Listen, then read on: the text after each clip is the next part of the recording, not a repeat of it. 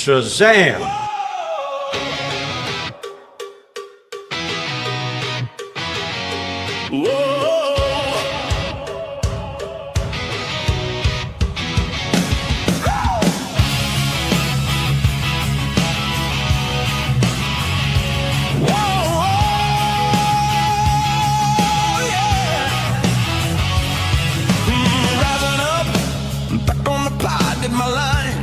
Check the spreads when the distance. Now we're dropping these locks, just the boys in the will to cash big. So many times it happens too fast. You trade your bankroll for glory. Don't lose your grip on the almanac pass. You must bet just to keep it alive. So the pick is in it, it's the thrill of the line. Dialing up to the challenge of the books, and the last known survivor stalks his edge in the night. And he's watching us all. The pick is in. Face to face, out on the air, hanging tough, staying sharp. They stack the odds, still we take to the square for the win with the skill to survive. The pick is in, it's the thrill of a line. Dialing up to the challenge of the books, and the last known survivor stalks his edge in the night. And he's watching us all. The pick is in. The pick is in.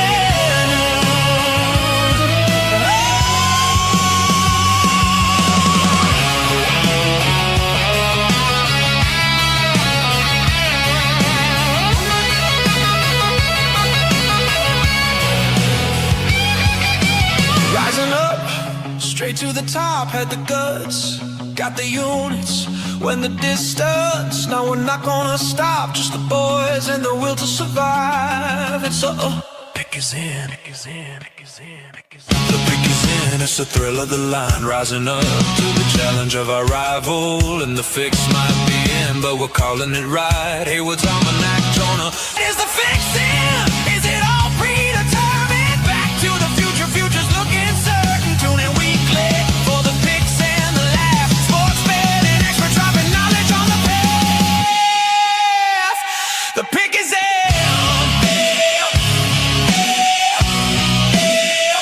The pick is in.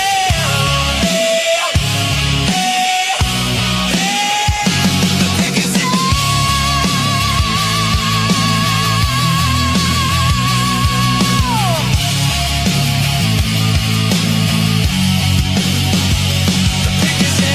Pick is in, pick is in, pick is in.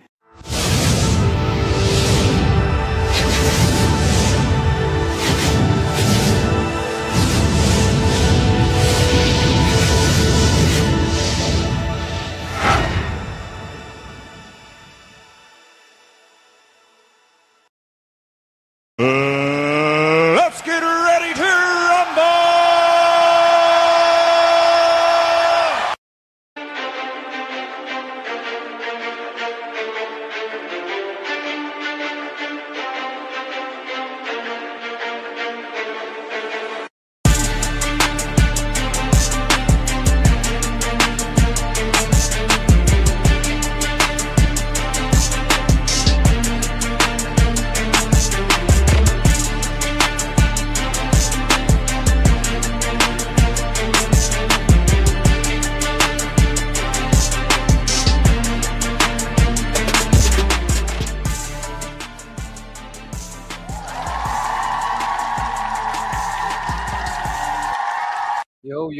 Yo, what's going on, all you great people?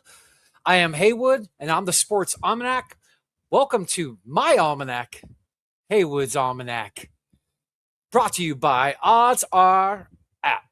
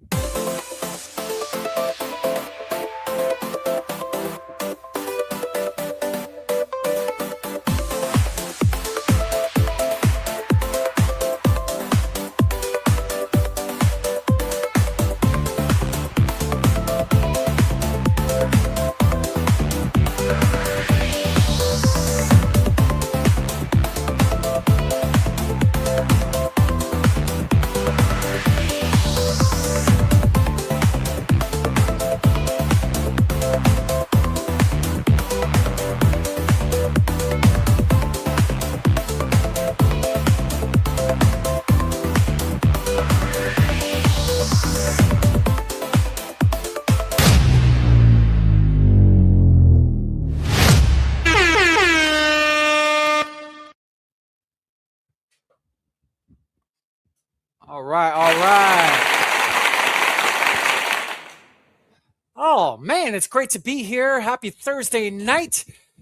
Rebranding of the Pick Us In podcast. This is the launch of Heywoods Almanac. Welcome to the show.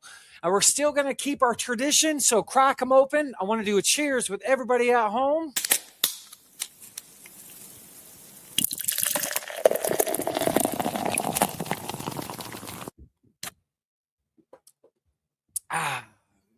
Oh man, what is going on? Man, I'm excited to be here. This is my first solo venture of my social media career here. As you all know, I've been the co-host of the Pick Us In podcast for just over a year, and things happen for a reason. God puts things in your life for a reason, and I am solo. So it's going to be called Heywoods Almanac. I'm going to give a little pilot episode here with the intro. I'm going to tell you a little bit about my plans, my thoughts, and my vision of what I have going, and we'll see where this baby goes and a little bit of my background. I also got a great guest for you guys today, Frank in the chat, co-host of the Trade Addicts podcast. I have a great conversation with him, talking all things fantasy football, amongst other things. So excited to be here, excited as well. First and foremost, I want to say thank you to all the people that gave me this platform, provided for me for the last year, helped me, guided me.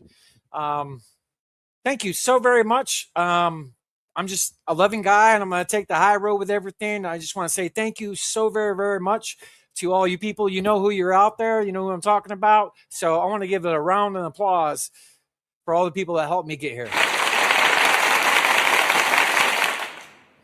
All right. And Heywoods Almanac is here. It's going to be something different, bro, everybody. It's not going to be like your normal show. So, I have a lot of loves in my life. We're not just going to be a fantasy football show. We're not just going to be a sports betting show. I'm not going to cover the Suns. I'm going to cover other things. I'm going to cover the Cardinals. So I'm going to tell you a little bit about my background. The show is going to be a little bit different. I'm excited and blessed to be here. I'm thankful and grateful, but I'm going to try to make this fun, and I'm trying to learn productions as we go. So bear with me, but I'm trying really hard for everybody at home. So I'm in my 40s. I've been a sports junkie since I was a kid in the 80s. I played sports when I was young. My main sport was basketball. I also was a pitcher in baseball. That was my second love as a kid. And then I played 1 year of pads in high school. So I got sports in my background, got nearly somewhere with it before I got hurt. I was a pretty damn good athlete when I was a kid. So tore my Achilles, and my sports career just went downhill. That was a long time ago. But I'm a huge Suns fan. I'm a huge Cardinals fan. Season ticket holder for a long time for the Cardinals. Not currently, though. I nearly saw every game at Sun Devil Stadium in the 90s. My first game I ever watched as a Cardinals fan was, I believe, against the Eagles in 1988, 1989, somewhere around there. But my first Suns game I ever went to was against Showtime Lakers at the Madhouse and McDowell at the Veterans Memorial Coliseum. I think it was 1988 as well. I think it was April. But been a long time sports junkie. Love covering it. Like, I just I'm full of knowledge, passion. I want to provide everybody out there. So I'm going to be focusing on local Arizona sports, but also national as well. So I don't have any news for you guys today. This is kind of a pilot episode. I'm going to tell you a little bit about me, tell you about what my vision and plans are, and we'll see how this baby goes. And then I have a great guest for you here coming up. So like I just covered, Cardinals and Suns fan. I love the Diamondbacks, diehard as well. I've been playing fantasy football since 1995, so a long time. Pretty huge advocate. I've been very successful in my fantasy football career. I actually love playing. My GIF is Heywoods Almanac, kind of like Biff from Back to the Future with Biff's Almanac. I kind of want to predict sports, so I love sports betting. I've been sports betting since 2000. 12, 13, 14, somewhere in there. I've been playing daily fantasy since 2010. So my job is to provide you with information with any edge that you can get in fantasy, sports, knowing your teams, and in daily fantasy and in fantasy and betting. So hence my name, Heywoods Almanac. So I love sports betting, been very successful at it. And if you follow the old show, you've won some money.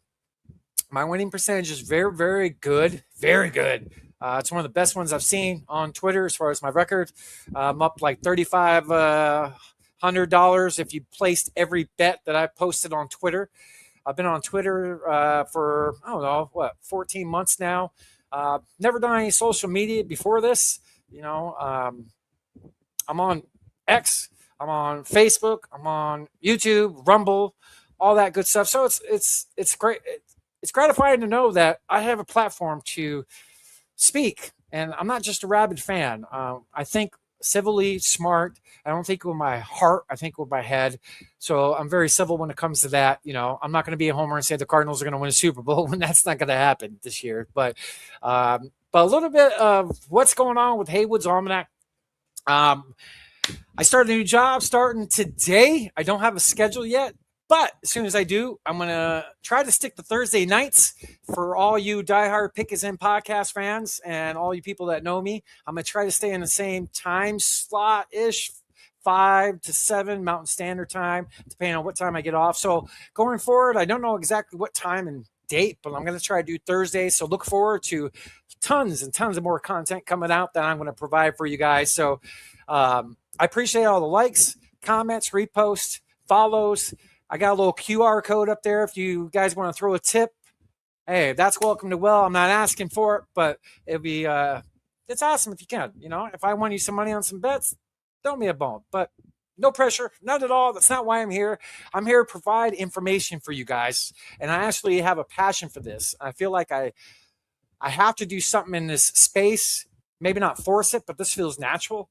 I just love talking to people about sports, even if it's not about my team. Like I'm going to try to get guys that cover the NFL, guys that cover the NBA, not just for my local teams here. Anything to give you an edge in fantasy football, betting, or just knowing your teams, like I said earlier. So I'm going to try to get Cardinals insiders, Suns insiders, great fans, people that have media down here in the Valley as far as local. We're going to have great conversations. I love talking to people like sports, chopping it up, but like I said, nationally as well. So to all you people out there that supported me, especially all the fantasy football heads in this space, I want to say cheers. I love you guys. Thank you so very much for accepting me like family. It's been an absolute honor. I have, for those that don't know me, I don't have much family whatsoever. They all passed away the last few years, and I consider people in this space like family. There is good things about social media.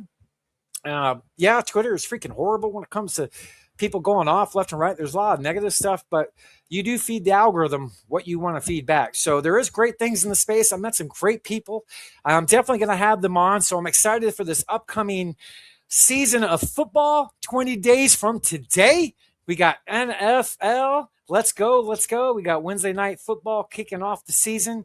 But to all the people in the fantasy football world, sports betting world, anybody on social media that showed me some love, I just want to say thank you, love you, and let's keep it going. Cheers to you guys.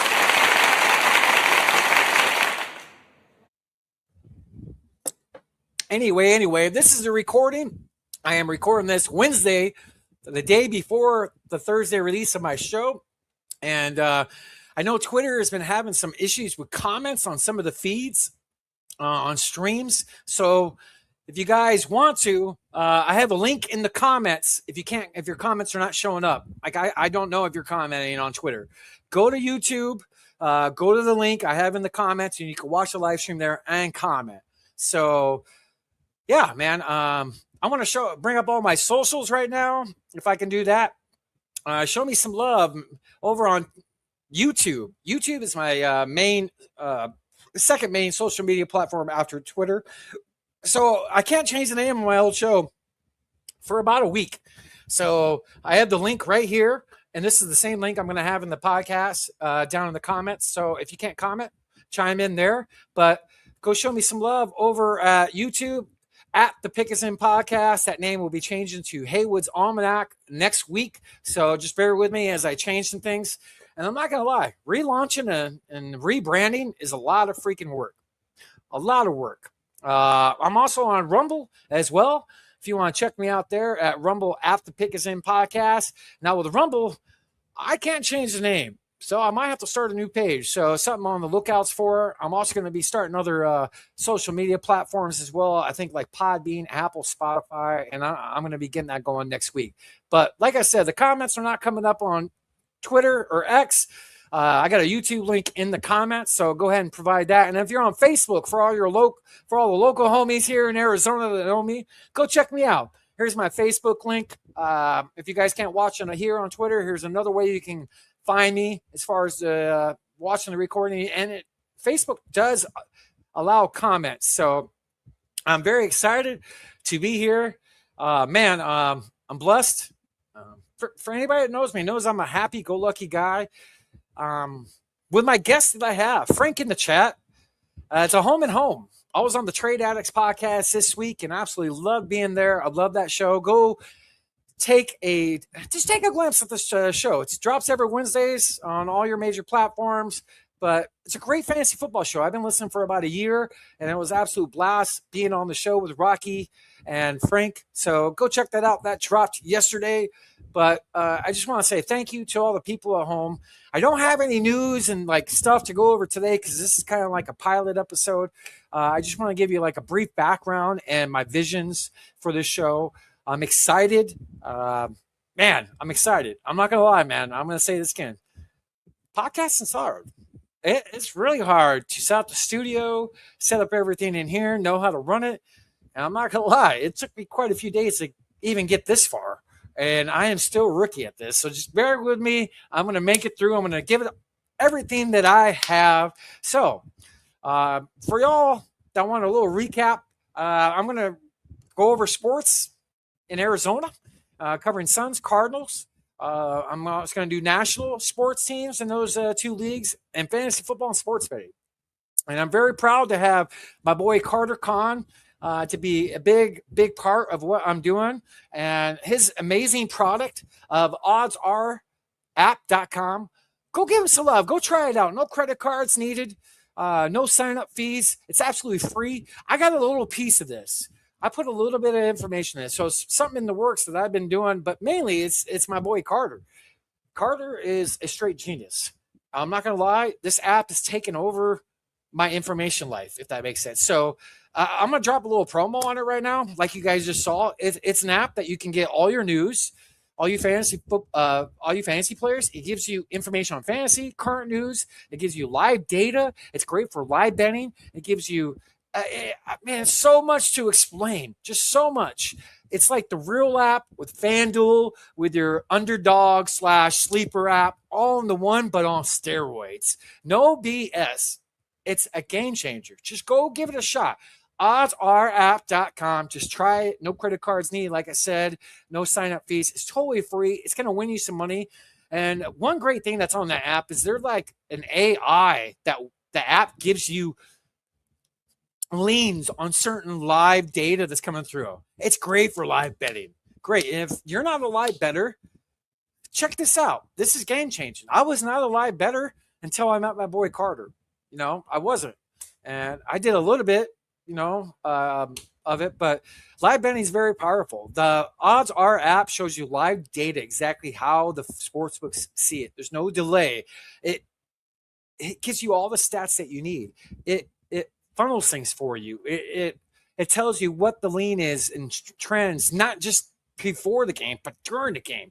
A lot of times in sports betting, man, you do a pregame bet and you don't know if the guy went out partying last night. You don't know if the player you're betting on got in a fight with his wife. You don't know any of this stuff. So what if he has a bad game? You lose out. Live betting is very powerful.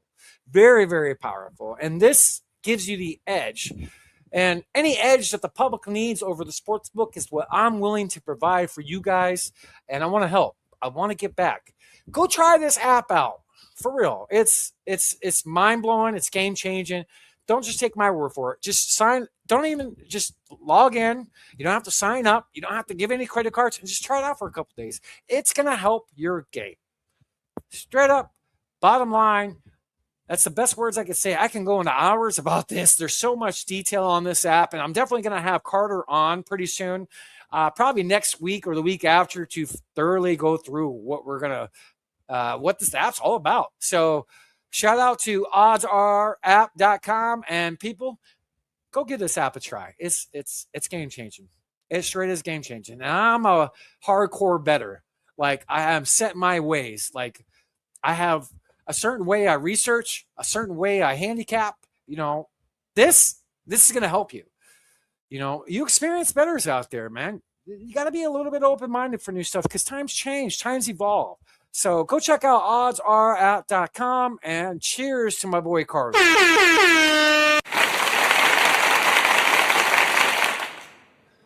Man.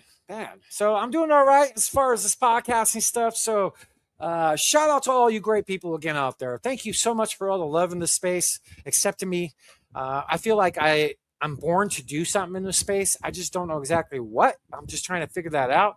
So my visions, you guys have heard it, to always taking the high road as far as why God puts things in your life. So absolutely love being here, and check out all the great stuff I got coming up on the horizon for all you great people. So without further ado, I think that's all I need to cover. Without further ado, I want to send you to the recording. I recorded with Frank in the chat last week, and we did a home and home on, I was on his show for the Trade Addicts podcast. So get this, drop a comment, drop a like. Hey, if you follow me, I'm grateful. If you drop a tip, I'm super grateful. And cheers to you, man. If you guys drop a tip, I'll be very grateful. But that's not why I'm here, like I said. So without further ado, I want to send you guys to the recording. It is about an hour and 46 minutes, I believe. So enjoy it. And stick around. I might be back. I'll be back after the Frank conversation to close the show. So love you guys. And everybody that knows me out there knows I'm a huge wrestling fan. So, man. Give me a hell yeah! Give me a hell yeah! Anyway, love you guys. Cheers. Enjoy the recording, and God bless you all.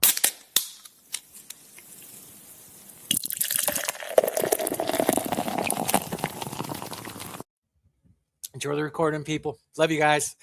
Come back. We'll be back in the studio when the conversation is done. All right, what's going on, everybody? My name is Heywood, and I'm the Almanac. I'm excited to bring you guys a great guest tonight. This is my first solo recording, so wish me luck. I want to bring my guy in. Man, I got a lot of love for this guy. This is long overdue, him coming on the show. Man, my guy, co-host of the Trade Addicts podcast and the 2025 Fantasy Cares Pick'em champion, my guy, Frank in the chat. So good to be here. Thank you for having me. I'm excited to be here on your maiden voyage solo, so it's exciting to be here. Yeah, what's up, Frank? How you doing? Welcome to the show, brother. I'm good, man. There's football being played on television screens right now, so can't be too sad about it. I see Packers and Steelers right before I came on, and probably watch some football after. So I'm excited to be here. Yes. So as we do on the show, we always do a cheers with our guests. So cheers to you. Yes. What you drinking on? I have a Goose Island IPA because I'm from Chicago. Ooh, that sounds exciting. Yeah. Sounds exciting. This is long overdue, brother. It is. We've had schedule conflicts. Things happen in my life. Things come up in your life. But this is a long time coming. I'm excited. First of a home and home. Heywood's going to be on the show on Tuesday. So that's right. First of a home and home. So I'm excited. Right. For y'all don't know, the show was called the Pick Is In Podcast. I'm still in the works on trying to come up with maybe something new. Maybe Heywoods Almanac is what I'm going to roll with.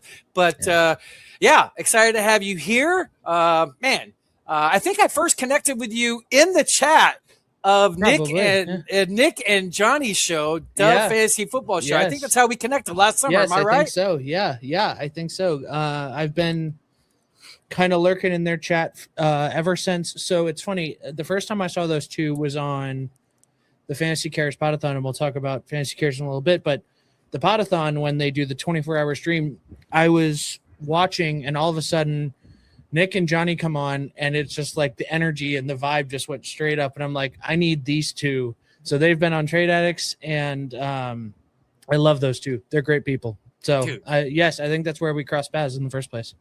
That's right. And I'll be honest with you, that's what got me sucked into like watching their show. Their energy is awesome. And it's hard for us like veteran fantasy football guys to get something new listening wise in our lives. And they kill it. They got great vibes. They're great people. Nick's one of my best friends now, come to find out. So yeah, we connected with them. Shoot, man. How long? Let's drop your socials. Let's get into that. Let's show all the people at home where they can find you. Let me see. I'm going to remove this. Let me add this up here. And then this is your X page. Go tell all the people where they can find you, Frank. Yeah, I'm Frank in the chat on all socials now. So it started just as Frank, and everyone kept saying like Frank in the chat whenever they would talk about me on YouTube or anything. So Frank in the chat's where you can find me. If you see an AOL Instant Messenger bio, that's me. Go look at it and go check it out. We'd love to see you. That's right. And you're a co-host of the Trade Addicts podcast, correct? Yes, correct. So I took over for the legendary Russ Fisher about a year and a half ago at this point. I started as a fan, as a chatter, and I started telling the guys what they missed news-wise, and I started helping out with their show sheet. And overall, when Russ kind of wanted to step away from content is when I started to take over as host. So yeah, no, I love the podcast. I think it's great. And I love meeting new people through the podcast, and we're going to have you on Tuesday. So everyone should go check that out. Can't wait. I like your energy. You're doing a great job, man. Thank you. For somebody that doesn't have much experience, you're doing a great job. I tuned in. No, I appreciate that. You do a lot of good work over there. You said about a year and a half you've been doing co-hosting over at Trade Addicts? Yeah. So I've been a guest before that, probably 4 or 5 times, and then I took over as a co-host. Okay. So how did that come about, if I can ask, if you don't mind getting into that? How did the co-host land in your lap? How did that come about? So I was actually talking to Russ I actually ran into him in New York, and I said, I'm thinking about helping, this podcast do this. And Russ said, I'm trying to step away from content. Would you rather do Trade Addicts? And the answer was yes to that. So I'm very happy to be doing Trade Addicts. And it was kind of a twist of fate, to be honest. It wasn't something that I really expected, but it was one of those things Russ had been thinking about for a long time, was trying to find a successor. And I think I kind of fell in his lap. So it was kind of fun. Yeah, that's God puts things in your life for a reason, man. And you're doing a great Absolutely. job with it. I tune in you guys every Wednesday. When I do yard work on Wednesdays, that's when I listen to you guys. So you guys are part of my podcast game now. There we go. Like, that's the best time to listen to us, is doing yard work. Yeah. Heck yeah. You guys have great guests. What you guys talk about, you guys are very insightful. You guys give out all kinds of information each week. You talk about trades, ADP, the news. You take listener questions. You throw your 2 cents in it with like your video game background and stuff like that. I love the AI. I don't know if it's AI, but the song you have in there. No, that's Gabe, and I'm gonna forget his last name, but Gabe was the guy who recorded it. That's recorded. That's full. A listener for like early in the Trade Addicts world recorded that. So shout out Gabe. Okay. Did I hear this right? You have a remix a few weeks ago? So I made that, but that comes from 2 different intros. So Rocky, who is my co-host, came from, or also had another podcast called Dynasty Junkies with Andrew Hall, Tommy Blair, Scott Sidlow, a few other people.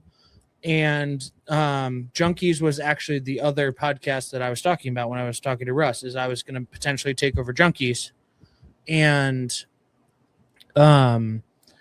that, they just all kind of stepped away. It was too much work to kind of do a lot of podcasts at once. They all have their own shows, and then they kind of came together for that. So it was a little different. But that was the old Junkies intro that I remixed. So Andrew Hall, who used to be on Junkies, so whenever he or kind of other Junkies are on, I will try and do the remix thrown in there.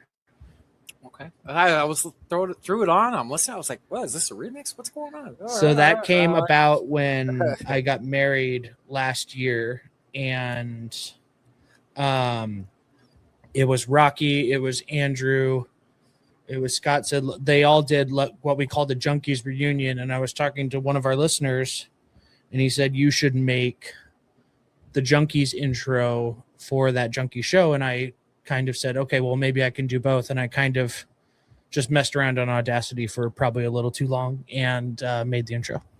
So what's it like hosting a pretty good-sized podcast? What's it like, brother? It feels weird, right? Because it's one of those things where I feel like any podcast should continue to be more and continue to be fun and everything like that. But when I see what this has been built into, the numbers are no joke to me. And this is supposed to be fun. And this is something that's something I really put my passion into and try and put a lot of work into. And I never take it for granted what Russ and Rocky have built. And the fact that I took over the captaincy a year and a half ago, and I've just been along for the ride, and I've loved every second of it. So all you fantasy football heads out there, go follow the Trade Addicts podcast. Man, it comes out every Wednesday, recording on Tuesday. Just try it out. Give it a follow. Go support my guy Frank and the guys over there. And this is my first ever soundbite just for you. I appreciate There we go. I love that. So, Frank, man, you also are a huge supporter of Fantasy Cares. Am I right? Yeah. Yes, that's correct. Love Fantasy Cares. Love Scott, everything he's done. Russ is actually a big proponent of Fantasy Cares. Zach Reed, who's been on the show a lot on Trade Addicts, is a big proponent of Fantasy Cares. So, when I got into kind of the Fantasy Cares stuff, it was just through Russ. And I met Zach, and I kind of got into meeting Scott over the last few years now. But they do such great work. And if you want to have some tears in your eyes, go listen to the Wednesday night hangouts on YouTube and watch Scott open so they've been giving money to schools, and the kids have been sending them letters they can't spell, they can't write, but they're in crayon, and they look really cute and awesome. And it's just thank you for all the stuff that you've given us. So they do such great work. And, right now, you can go to fantasycares.org/campaigns. They have a ton of stuff going on right now. They have their Pick'em, which I am the reigning champion of. The Fantasy Cares Survivor, end of summer giveaway, the one and done, the Underdog Charity Satellites. We're out of SFB season right now, but I'm sure they'll start picking 17 pretty soon. And I think a lot of people who kind of play in the fantasy football world know what Scott Fishbowl is. But for those who don't, it's a charity league that I would say has 5,000 participants this year, and I think that was a 10% acceptance rate. A lot of people want to play it, and it's such a great thing that they do. And you got me turned on to Fantasy Cares. I didn't know much about them until I see you support them. Yeah, and I checked them out. Great freaking organization, man. Oh my gosh, unbelievable. The Toys for Tots videos in December are awesome. People bring their families, their kids are buying toys for kids. It's great. Yeah, and so we wanted to pull that up here, and then there, we'll go back to the full screen here. So Scott Fish, tell me, I want to talk about that for a minute since you brought it up. I've tried to get in this for 2 years, and I haven't. So thank you for showing me the way a few months ago. You gave me a link, so thank you. But getting to know Frank, I want to get to know you a little while, brother. Get to know you. How long you been playing fantasy football? How long? What's your sports teams? And let's start from there. All right. So I'm Chicago born and raised. Ooh. So Chicago sports, Bears until they moved to Indiana, and then I'm probably out. And the Blackhawks and the Bulls and the more Cubs than White Sox, but I don't really think the rivalry is a real thing. Like, I know I'm probably in the minority on that, but that's fine. Cubs and Bears? Cubs and Bears? Cubs and Bears. Hate Scott. Yeah. Hate Scott. I like that. Chicago born and raised. I've been playing fantasy for probably since high school, so probably 15, 16 years now. Okay, how old are you? I started playing Dynasty during COVID, and that's basically all I play now, outside of a couple work redraft leagues, but I'll play a couple redraft leagues here and there. And it's one of those things that I really got into during COVID. Everyone was kind of sitting there trying to figure out what to do with their lives. And I had just won the title with my fraternity brothers. We're in our 14th year. No, so it would have been, so we graduated in 16, so it would have been maybe 10 or 11 years because we started probably sophomore year. But I just won the title with my friends, and no one wanted to talk fantasy football with me anymore because, people were used to turning their brains off on that stuff. So I started expanding out and trying to find new stuff. And nobody wants to talk fantasy football with you? I know. And it's one of those things where I tried to find some podcasts and stuff where they were talking about it, and that's actually how I found Trade Addicts. Was I had seen Russ through a show he used to do called the DLF Trade Show on Dynasty League Football, and that's how I found Trade Addicts, because he said, I'm on these networks and this, that, and the other thing, and that was how I kind of discovered where I was going to kind of spend a lot of my time in content. I've done all the other, or I've listened to all the other kind of redraft podcasts that everyone listens to. I listened to the Footballers, who I met with Nick Wilcox, by the way. We'll have that moment forever. We'll talk about that. We'll know a little about. Yeah. We'll talk about that. I listened to CBS Fantasy Football Today. I listened to Barry when he was at ESPN. So I'd done all of those. And the problem with that is when the playoffs kind of start, all those, kind of take a hiatus, or not but they turn down their content. So I was always looking for something else. So I found Dynasty, and I basically exclusively play that now. How many Dynasty leagues are in? 15. Wow. 16. It's okay. So that's, I have to add do it in my head, but it's something around those lines. wow. Okay. So I was wrong on that bet. I had 11 and a half on that. Well, so this is the Okay. problem, is not the problem, but I host Trade Addicts, and there's 11 Trade Addicts leagues. So I'm in about 6 or 7 of them now, and Okay. I'm not fully into those. Rocky's in all of them, and Russ is in all of them.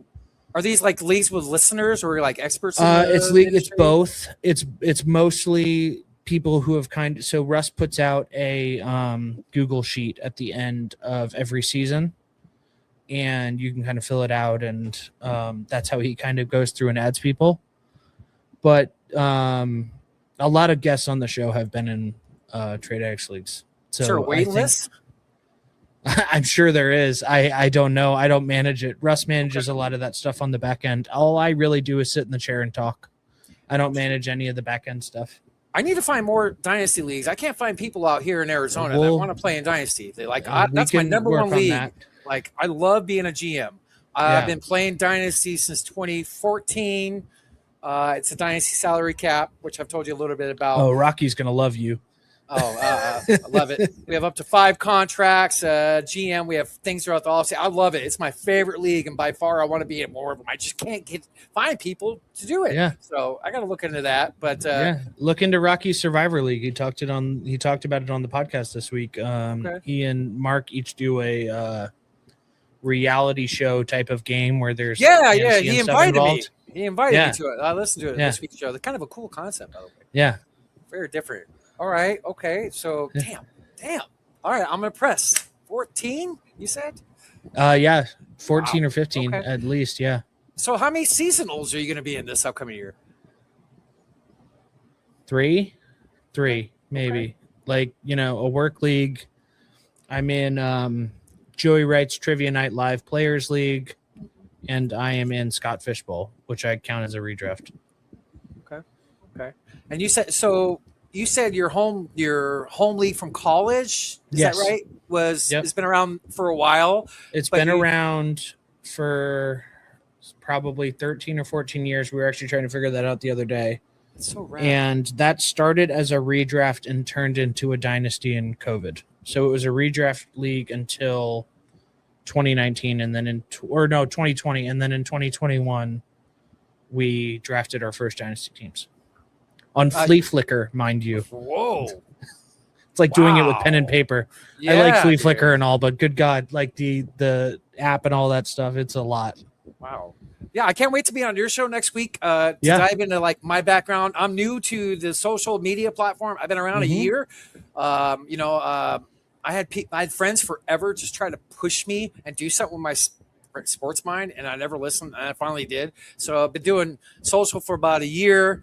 Got a podcast. It's going great. I love doing it. We're getting some really good people on. I just love getting to know people.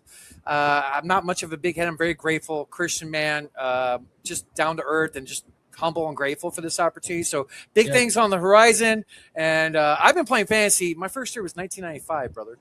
Okay. Wow. Okay. Yeah. So 31 years. Yeah. USA Today, Tuesday mornings, tallying the scores. Yeah. You and Rocky So- are going to get along well because this is how Rocky started. Okay.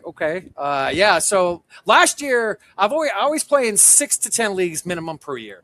And last year was the first time in my fantasy football career I did not bring home a title, and it pissed me off. Yeah. Like, I always win at least one championship in all leagues I'm in. It's just, so that lit a fire underneath my tush to get back to relevance, being a winner this year. So I thought about doing this. I'm probably going to put out a tweet and a post here in the next week or two. Frank, I want to start a Almanac fantasy football league with all the guests that I've had. Would you be down? Absolutely. I'm in. Okay. We would have some good people. Nick, Johnny, Tip, right? Nico. Oh, yeah. IDP, Iggy. Iggy's an awesome dude, by the way. I love him. Is. I love Iggy. I've seen him at the expo the last couple of years. He's just the nicest dude. Okay. So you're a You don't Bears and Chicago fan. Yes, correct. Okay. Sorry to cut you off. My bad. No, it's all good. So been to Chicago once. It was August 5th, 1999. We flew into Midway, get a rental car. My family's from Michigan. So me and my dad were close. Huge influence on me. Sports since I was a kid. Mm-hmm. That's what bonded us. He's in heaven. He's no longer around. So, but he surprised me in the car. He's like, how you want to go to Wrigley Field and watch the Cubs play? Like, they even tell me about it. So I'm like, yeah, let's go. Like, Jones is like just geeking out. Get there in the 8th inning. Sammy hits a home run in the 8th and then hits a walk-off in the 11th. I did not leave the game. I just stood in my seat and just smelt the IV and soaked it in. And my dad's like, we got to go. Why? This is what, probably early 2000s if Sammy's hitting homers? 1999, August 5th. 1999. Okay. I remember the day. You were there for that summer. Yeah, for that one day. Yeah, no, I know. But when he and McGuire were going at it. Yeah. So I had a great mom. She was actually waiting in the car, parked on the side of the street outside the stadium while we were at the game. I had good parents, as long as I did good. So was sports a thing when you were a kid? Was something in your blood? Did you play sports? Was your dad a part of that? If I can ask, just trying to get to know you, brother.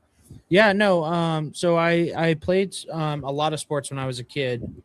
The main sport I kind of played was soccer up until about high school, and then I started to play football just because that was the season that started in the summer, and I was going to a new high school and wanted to meet some people and stuff like that. So I played football and ran track my freshman year, if you can believe it. I've had a few beers and pizza since then, but I used to be a sprinter when I was in high school.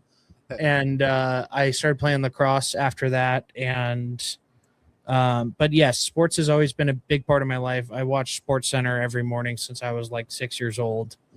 And my dad was definitely like one of the coaches and all that stuff. Like, he would coach AYSO and all that stuff, but I was not like, he wasn't one of those like overly on top of you sports dads, which I always appreciated, because I think I've seen people in their lives who say, like, my dad really kind of stepped their foot on the gas every time it talked about sports. And, I think that's great if that's what you want. But if it's not what you want, I would guess it's hell. But I never experienced that. Track, huh? Wow. Soccer? Yeah. I played so my dad made me play soccer. He wasn't one of those guys that made me do things unless it helped my basketball game. Basketball was my sport when I was a kid. Basketball was my thing when I was a kid, and football was my thing as an adult. He just wanted my footwork to get better. So he's like, you need to play soccer. Hakeem Olajuwon, so on and so forth. So I played soccer for about 8 years, did pads for 1 year, and I'm not going to lie, it was probably the best season of any sports I've ever played. I wasn't trying to take it seriously in high school. I was just trying to get in shape for basketball. My dad's like, you got to play football because you got to get more cardio. I loved playing in pads. So I played a lot when I was a kid as well. I tore my Achilles in high school. I had a letter of intent to play for U of A on a basketball scholarship. Wow. I literally tore my Achilles the very next day. Holy cow. Yeah, I was supposed to be on the 0-1 U of A team that lost to Duke in the championship, who had 7 pros on the team. I was going to register on that team. So have a background. I feel like Al Bundy when I talk about it. No, it's a cool background though. Like you should talk that background. So Polk Eye, that's U of A, brother. I mean, that's not yeah. Yeah, and that was one of the greatest programs, back then. Yeah. And so basketball is just sports has always been in my genes since I was a kid. I think sports brings people together.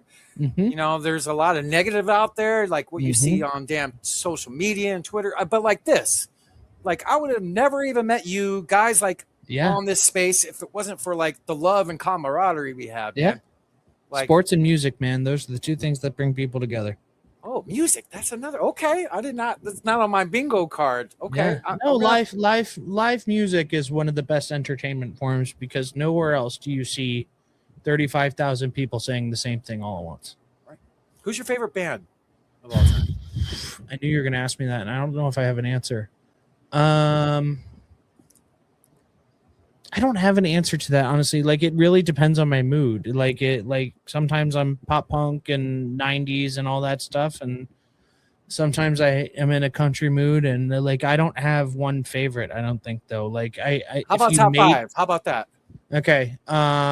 Thomas Rhett is one of the best shows I've ever seen. Ooh. Eric Clapton. You saw Clapton, or you saw? Oh, okay. I've seen Clapton. I saw Clapton with Gary Clark Jr. opening. It's my favorite concert of all time. And in MSG when I was living in New York. Really? Yeah. I saw Eric Clapton with Gary Clark Jr. opening in MSG. It's my favorite concert of all time. Gangster. Zach Brown. All right. I don't want to do dead air. You're good. I need more brother. I need a pop punk somewhere in there. Probably State Champs or Simple Plan. It depends on the day. And you are a big music head. I love this. Yeah. And I will say there's always a moment for Skillet. There's always a moment for Skillet. And Jen, I always say it's her wrong name. It's Jen Ledger, right? Jen Ledger is like the most talented musician I think I've ever seen. No one has that voice with that drum background at the same time. Like, I think she's one of the most talented people in the history of music. So I love Jen Ledger. This is probably going to be better than talking football. I love this. I love this. Hold on. Yeah. So my favorite band. Ledger. Yeah. So my favorite band of all time is. Let me see if I can pull it up here. This band right here. Can you recognize them at all? No. Okay, so Korn is my favorite. Oh, yes. Okay. This is the red threw me off up front. Okay, so this is improv. Didn't even have this ready. I've seen them 35 times, Frank. Oh my God. Okay. Yeah, so they're my number one band. I know you like some punk. My favorite punk band of all time is Pennywise.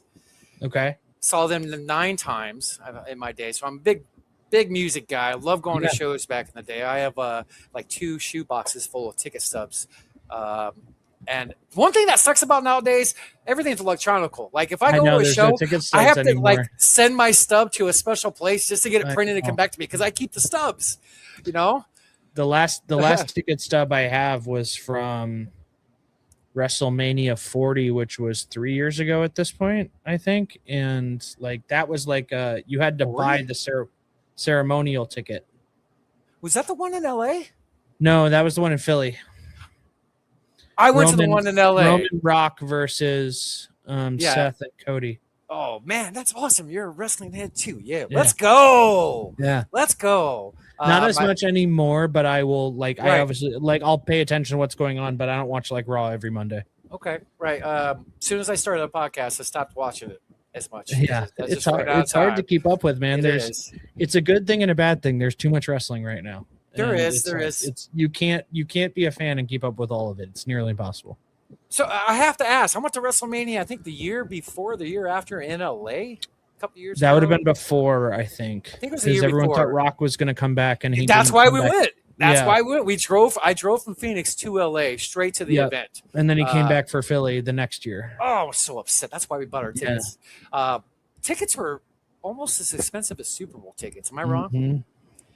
Like we paid. My seat was 2 nights, second level, Ooh, like 2,500 each day, each seat. Yeah. We had 2 seats. It's expensive, isn't it? Oh, it's brutal, and it's one of those things where it feels different than like sitting in a sporting event because somehow the seats are like even closer together because all the wrestling fans are like big sweaty dudes, and now you're just like sitting like this in the seats. So no, but have you seen like the funny rumor is that like Rock's Moana live action didn't do well, so now he's going to come back for Riyadh and all that stuff. So like, I hope he does, but There's only one match left for him, and it's been Roman Rock. We've been waiting this for 15 years. That's the Yep. reason why with Brock, I with went. Brock gone too. I mean, it Yeah. could be it's Roman Rock. That's it.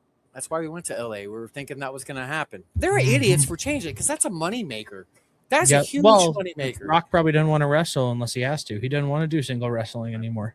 He did the tag match, and then he got involved in finished the story match with Cody and Roman, but he didn't ever like wrestle. So I'm sure he probably has to work out really hard to do. Like people don't understand this. Like you could look like The Rock and not be in wrestling shape, right? Like you have to be able to take bumps. So it's a lot of work. And last time he came back for a feud, he was Cena years ago. He tore everything in his abdomen and whatnot. Was out a while. Who's your favorite wrestler of all time? Triple H. Ooh, it's time to play the lame. I mean the game. Motorhead, iconic baby. I was coming in to wrestling in like 04, 05 kinda, and that was when Triple H was like bringing DX back, and he had his good matches at the Garden with like Cena and Batista and like Undertaker, and I was in for Triple H. That first strum of the guitar always, that first strum of the guitar will always hit like the dun, you get that feeling in your gut when that first strum hits every time. And Lemmy says that's his favorite song before he died. Yeah. That's saying crazy. Is Triple H's theme. Yeah, Paul Levesque. My favorite is Rob Van Dam. Okay. I like Rob Van Dam. I had a phase with him. Let's see if I can. I'm even wearing his tag. Oh, I love that. But he's my favorite. Huge wrestling junkie. And so are Nick. So is Nick and Johnny. That's another thing we connected with. But man, dude. To Cincinnati. We're on to Cincinnati. Who's your Mount Rushmore of Chicago Bears players? Are you still a fan of the Bears, correct? I'm still a fan for now until they go to Indiana. But my Mount Rushmore of Bears. So like I was born after 85, so my list is going to look different than a lot of people's. But Brandon Marshall. Okay. I'm doing this off the cuff because I don't remember all of them at this point. Forte.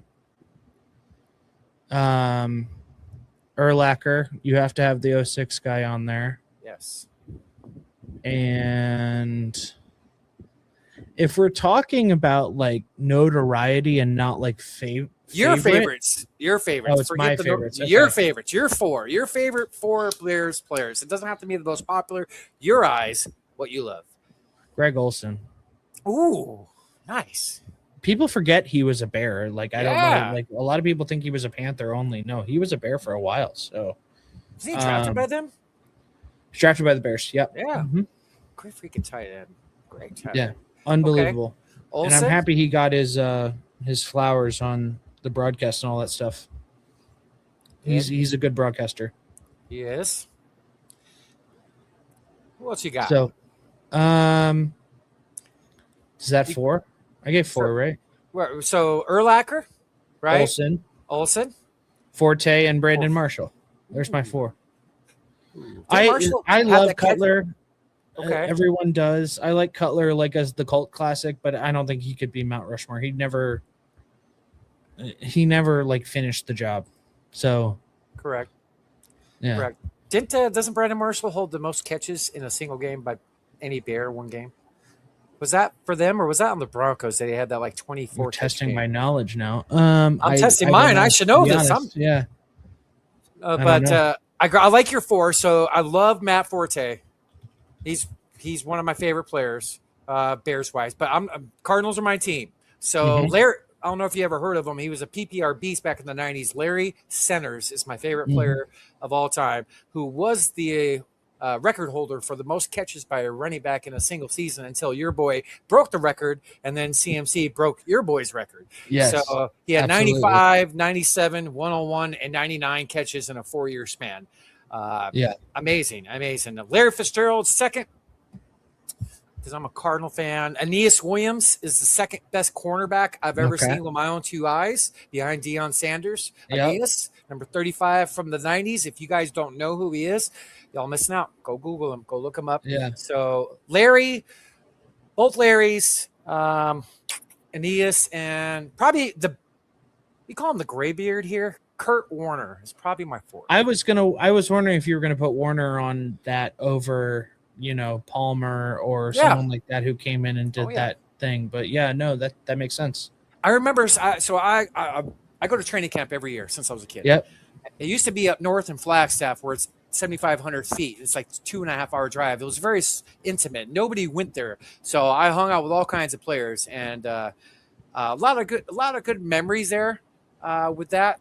Shoot, I totally brain fart. What the hell were we just talking about? Camp. Kurt Warner. Kurt Warner, thank you. So it was his first year here. Matt Leinart and him were having a competition. And I remember Kurt's first practice with gloves. I remember he put them on because he had a fumbling issue. Not one ball hit the ground that day. Yes. And I looked at my friends. I said, this team could do something. Yeah. This team with the Super Bowl QB can do something. Yeah. I saw in camp, that team was loaded. The 08-09 Cardinals was actually a very underrated team. They had a lot of really good players on that team. But Kurt Warner's probably my 4th. He's a great man. I'm a service advisor in the car wash industry down here, and he does not like to drive. He has a driver, and his driver used to be one of my customers for like 14 years. And good stories about all I heard. Christian people. His wife Brenda's really good. But have you saw that Kurt Warner movie? I have not. I started it on like a plane, but it was like the middle of the night, and I fell asleep during the movie. But it was one of those like red eye flights, and I turned it on and I fell asleep. Okay. But I've seen parts. Okay. Peanut Tillman's one of my favorite Bears.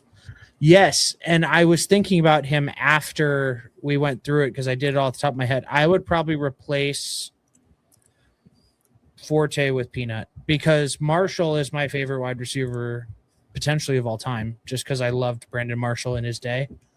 But Peanut's up there for sure. Yeah, dude. He was the man. Punching the balls out, dude. Dude. Peanut punch, baby. That's right. Dude, that's cool. Are you a Bulls fan? Do you like basketball at all? I will tolerate the Bulls. The Bulls have done the same thing for the last 10 years, basically at this point, which is we're going to go for the play-in and then we'll, do the same thing. And I'm happy they're rebuilding. And I will probably catch in when they start to really rebuild, but I'm excited about Caleb Wilson. I have friends who went to UNC, said he's fun. So, no, I'm good. I'm good with that. Okay. You don't have to answer this, but are you located near the Chicago area now? I am in downtown. Yes, I live in downtown Chicago. Well, I got to hit you up if I ever go there, brother. Yeah, absolutely. You have a great city. Great city. So in the nine hours I spent in Chicago, besides the Cub game, my dad took me to Soldier Field. We walked around it. We couldn't do a tour. He took me to the park that opens up Married with Children because that was our favorite show. Okay, I forget the name of the park. Then we went to the pier, right? We drive Lakeshore Drive. Navy Pier. Navy Pier, thank you. And then it was dude, you have a great town. I always wanted to go to a Bulls game back in the day with the old Chicago Stadium. I know it's they're at United now. It used to be called the Madhouse on Madison. Buckingham Fountain is where Married with Children was. Thank you. That's like one of my favorite shows. Shout out to Matthew Berry for being a writer on that show for like a season and a half. I don't know if you knew that. I did not. That's a fun fact. Matthew Berry, man. Matthew Berry. So I want to let's go on to the next topic. I want to talk about it. I want to give a shout out to Bob Lung and all his great staff over at the Fantasy Football Expo. The dates for next year's Expo is now released, the 23rd to the 25th of next year. Unfortunately, boy, Heywood could not make it there this year. I'm just couldn't make it there this year. I wanted to go last year. I had everything booked last year. I had to cancel last minute. My dog got cancer, and then I had to deal with that this year. So all my money was towards him. And he passed Memorial Day. I don't have no kids. My animals are like my kids. But it's a dream of mine to go to the expo. So I want you to talk about what goes on there, what kind of camaraderie, what's all about, what kind of good stories you have with Nick. Yeah. Nick told me about it, by the way. That's why I bring this up. So tell the folks at home just how great the Fantasy Football Expo is. The expo is hard to explain. It's kind of like a NFL fan's dream, right? It's one of those things where you feel like a fan, but you also have to pretend like you've been there before. And like, meeting the footballers this year was one of those like fan moments for me. But the problem with that is like you get to meet them and all that stuff, but you still have to act cool, right? Like you're like, no, I belong here. I belong next at this table while you're eating chicken or whatever they were doing at the time. But like, I belong to be standing here. And that's like the hardest part. That's the hardest thing you have to break is like not being a fanboy. Yep. I because everyone shows up to relax and just have fun, and they get to see their friends that they only see once a year.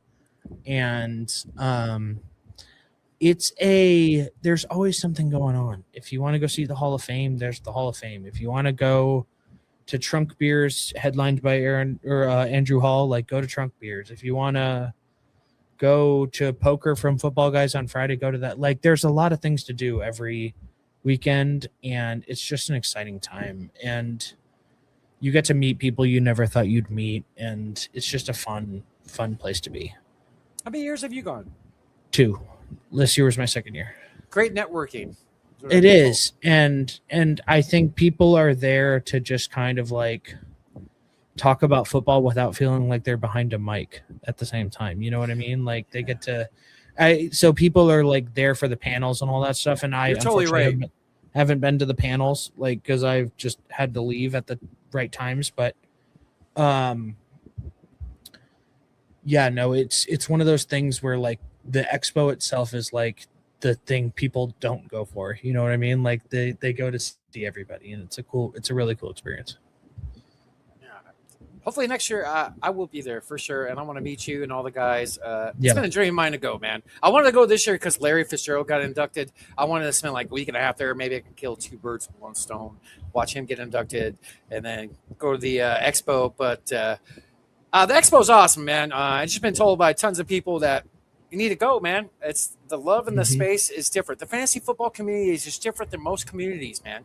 I haven't met many buttheads like at all in this space, especially like there's a lot of love. Like people see you and they appreciate you. And if they're big, they don't act like it.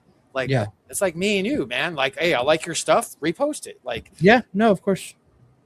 But yeah, dude, cool little story. I was like in my head leaving work Sunday, the last day of the expo. I'm listening. I don't want transportation. I jumped in my Uber going home. I put in Sirius Radio, and I'm just like in my head. Oh yeah, they do the live broadcast from there. Yeah, right?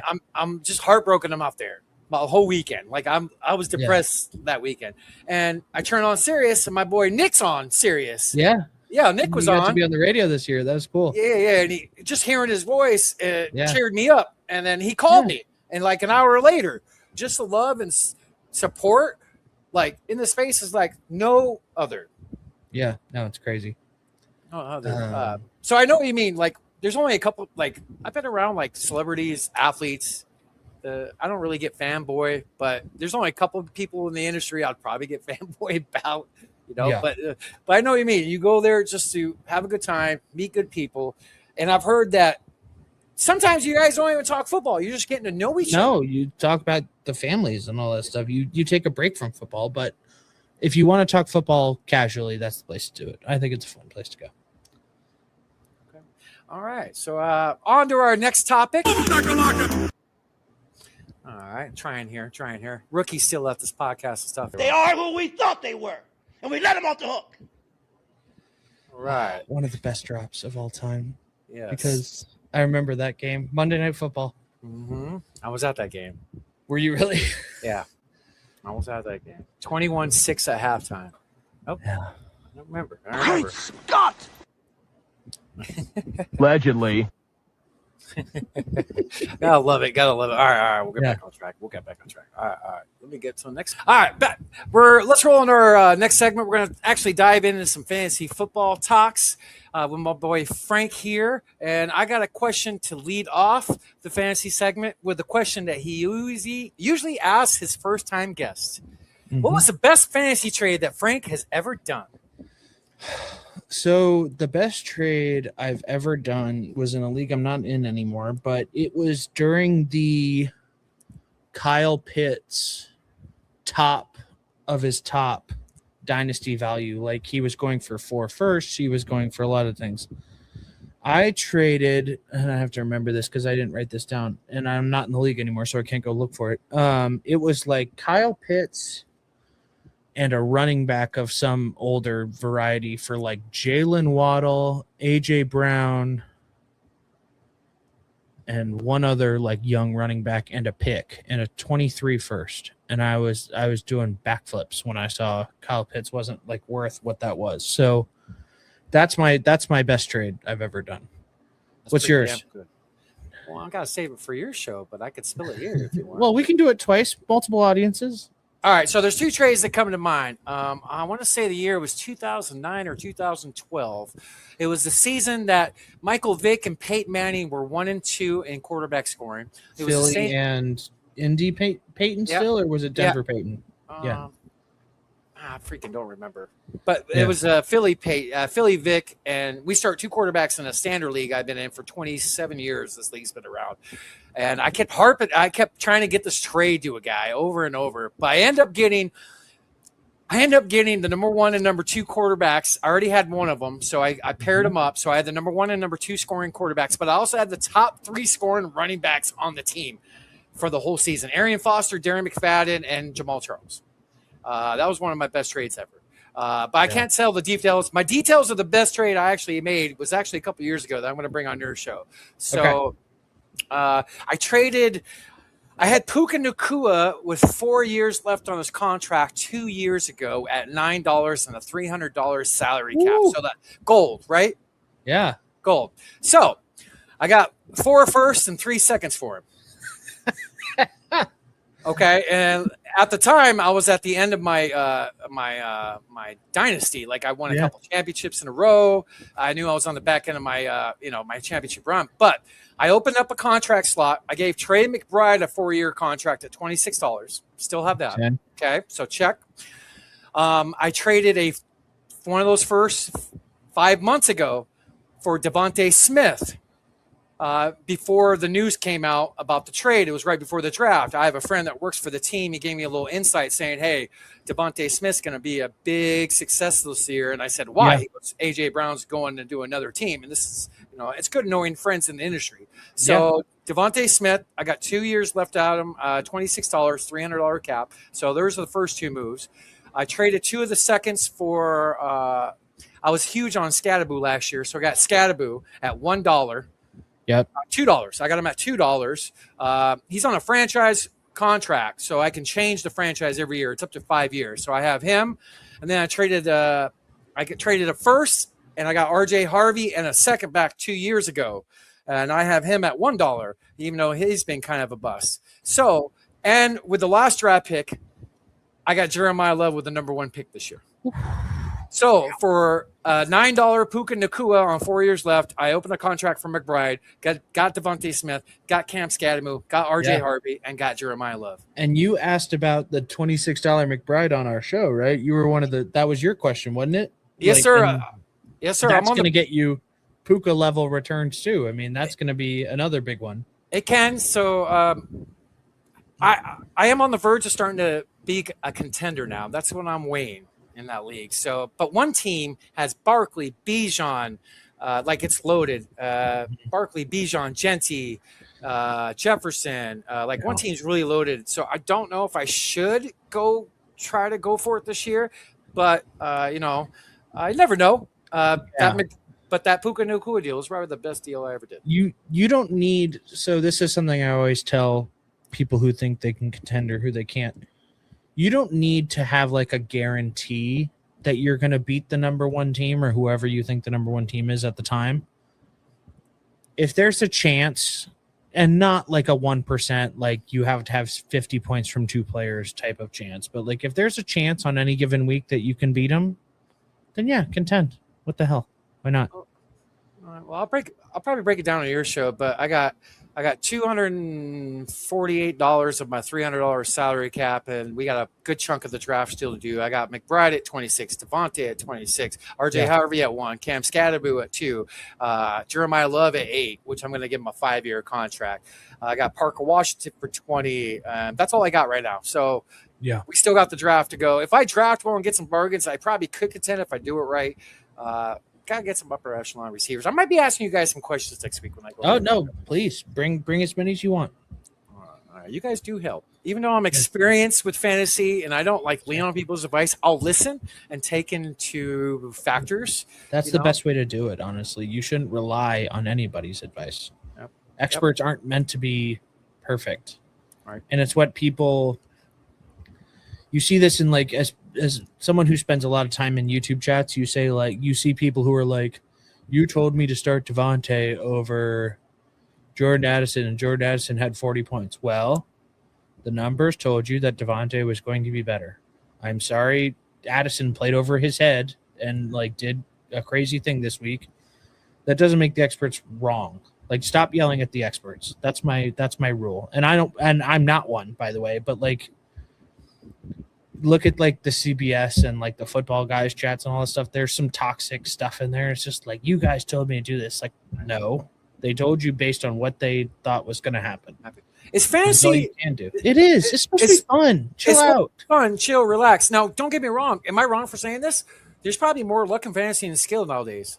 I would say so. I've always said it's 60% luck and 60% skill and 40% luck. Other way. It's getting close. It's getting closer. It used to be a lot better because during COVID, it used to be there were a lot of people entering the dynasty space and the redraft space because they wanted stuff to do. And that's where you got a lot of the skill kind of took over. We're back to being kind of 60% skill and 40% luck. Okay. Would you no say one's perfect? Correct. Would you say compared to 10 years ago, the tools that everybody now has available out for them, everybody's more on a level playing field nowadays when it comes to information and getting news? Like I remember 10, 15 years ago, I was always the guy that everybody knew. The guy who got the information first. I was always ahead of the game, head of the turn, always working the waivers. Everybody's like, man, you grabbed this guy before I did. Like this happens all the time. Now it's more of a level playing field, correct? Mm-hmm. Yes, I think so. And like Mike Clay is a legend. He was the guy who made the ESPN projections, and I think he's still doing it for like 30 years now. And he's a legend. He did a great job. You don't have to, like, the point of that is, though, you don't have to rely on those anymore. Like, a lot of the people look at projections now and, like, don't believe it. Like, if you look at Sleeper, you're, like, supposed to be doing this, that, or the other thing, and you don't have to believe in that anymore. You can have enough stats out there, and there's like these next gen stats and all these podcasts that say like, you know, Saquon does this against the Commanders every year, and like you can find these trends now easier than like literally reading the paper and saying like, okay, he did this week, so he's going to do this next. Like there's more of a trend line that normal people, I will call it, can see, as opposed to like, you know, the 10 people who had podcasts in the early 2010s, Right. who were good at it. And it's easier to kind of recognize on your own now and help you make your own call. And those podcasts are good at like giving you the numbers, I think. Right. And the game's changing. Like, Yes. the game is changing. Like, I remember there's like only a few outlets, major outlets. I used to search for my news. Now, like, literally, you can go on X, and there's so many damn good guys in the industry that are on platforms to give out info. I couldn't tell you the last time I turned on NFL Network or ESPN for fantasy. It's a different game now. Well, the NFL has changed too, right? Because if you think about it, it's funny, we used to call non-PPR standard scoring, right? And now it's like it's flipped. It's PPR is standard scoring, and you have to like specify if it's non-PPR. But like when we were playing, even at the start when I was playing like in high school in probably 2010, 2011, that was still non-PPR because like you were doing it on freaking paper or like the earliest versions of the ESPN app. And it's different now. Everything's so easily calculated by these computers where you can add all these weird scoring rules and you can do all these different things. So it's a fun, the league has changed. That's the difference. Totally. On to the next question. Frank, what is your most rostered player across all your drafts so far this fantasy season? It's a really good question. It is probably Travis E.T. Chan, as I call him. Wait till you hear my nickname for him. Yeah, ETN, A-Chan. Travis, get off my A-Chan. Yeah. There we go. Okay, I'm high on him too. Okay. Probably him. Just thinking about kind of where I've drafted here and there. Another one's AJ Brown, but we'll do E.T. Chan first. So we are in a weird place in this industry where he did well last year with the Jaguars, but he can't really run the ball in scoring. But at the same time, we expect the Saints to take this really big step forward where they have Tyson and they have Olave. By the way, that Tyson route over the weekend where he put that cornerback on skates was sick. Maybe the nastiest thing I've ever seen. I want to talk about that in a second. Yeah, Since you're on the Saints. Yeah. We expect these guys to take a step forward, and Shuck is going to have another year, and Kellen Moore's done really, really well with running backs. He had Tony Pollard at his best year in Dallas. He had Saquon Barkley for his 2,000-yard year. He knows how to get the most out of his running backs. So the fear that E.T. Chan can't run it in at the goal line, I think, is a little unfounded. Am I scared of Kamara? A little bit, but I'm not. He was fighting off Tootin and LaQuint Allen last year, and he still did what he did. So I think for the sake of redraft, he's probably going in the 5th or 6th round right now, and all day, like, for me, like, that's easy. And if you're telling me this offense is supposed to take a step forward, E.T. Chan is going to be kind of the workhorse, at least running part of the offense. Like, if Kamara's catching passes, that's fine. I know a lot of people say, like, you can't be a top 5 guy without catching passes, but I don't need him to be a top 5 guy in the 6th round. If he's the number 1 runner on the Saints, he's 1,000 yards and 8 touchdowns pretty quickly to me. So, and there's 17 games, so that's half a touchdown a game. Take it. Seems easy to me. And like, I don't project. Like, I'm not Heath Cummings and all those other guys who do like these perfect projections where they say like, well, 40% of carries went to the number 1 running back, so he got this many, and this adds up to this, that, and the other thing. I don't do that, and maybe one day I will if I ever have more time. But in my head, given the offense, the coach, and the positioning, by the way, and the investment. They gave him like $12 million a year, which I know Gibbs and Bijan just blew that out of the water, but that's still expensive. Still a shitload of money for a running back. Teams don't give running backs money. And your boy Jeremiah Love blew that out of the water, but it's like, oh, my team didn't trade. That's the problem. They had the wrong salesman. They had the wrong person selling. They tried trading back for 2 days. They couldn't. Anyway. Yeah, that's crazy.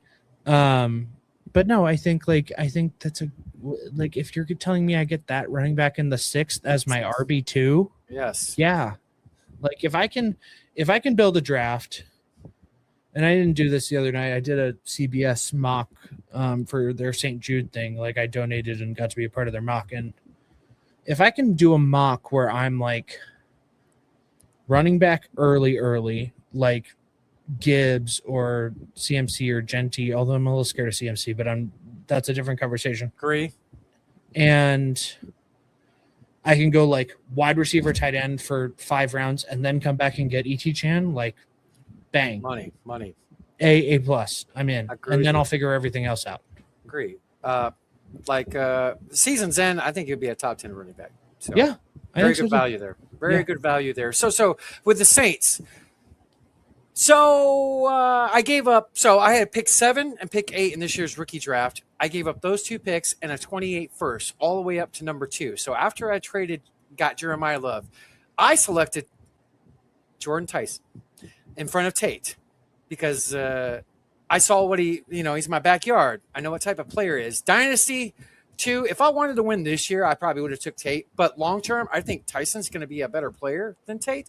I saw it with my own eyes. If you go look at the tape, he is hands down the best receiver in the draft. Go look at the tape. Look at his electric plays. And that play that you're talking about in practice the other day, it's just a little glimpse. It's health is the biggest reason. He is by far better than Tate. He wasn't healthy last year, people. Like he was not healthy at all. He wasn't. Like I look at the tape at Tate, I don't see the explosiveness that I see in Jordan. Now, Olave signing his extension kind of hurts that a little bit long term, but the Saints offense could be very scary this year. Yeah, we're talking Roddy White and Julio. Like, what's the last time we had? I guess Higgins and Chase, but not to that level. Like Higgins was Higgins ever a top 12? I don't think he was wide receiver while Chase was, like, because maybe the last time I can think of that was like Roddy White and Julio, right? But then you had like the MVP Breeze who was throwing for like 6,000 yards that year. So, or that was Matt Ryan. Sorry, I said Breeze because I was thinking of the Saints. But, yeah, no, I mean, I'm so fascinated by this offense, and I think I took the Saints like 225 to win the South. Like, yeah. Good bet, sir. Yeah. Like, this is going to be a fun team. Yes. And I'm excited for what they're going to be.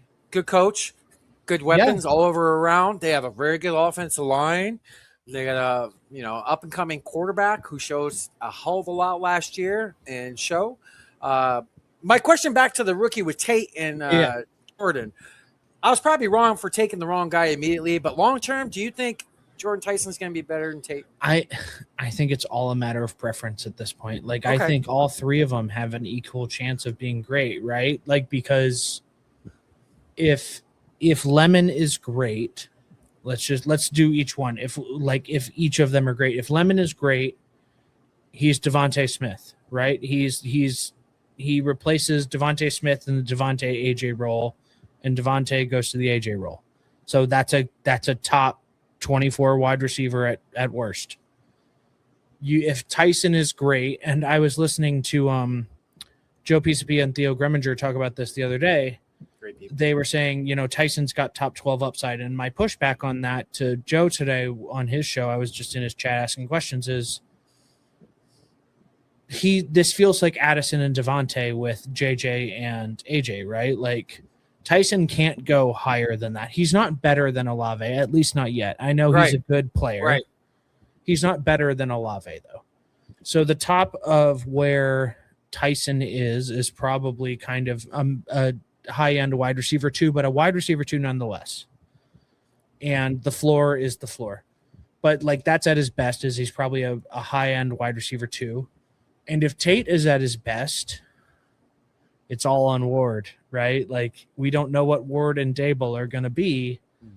And I will say Dable has fixed a lot of bad quarterbacks. And I don't think Ward is a bad quarterback. But if Tate is truly the number one, there's 150 targets probably for him. Yep. And you just have to, that his upside is top 12. It's crazy to say out loud, but it is. It is. But his floor is lower than the other two. Agree.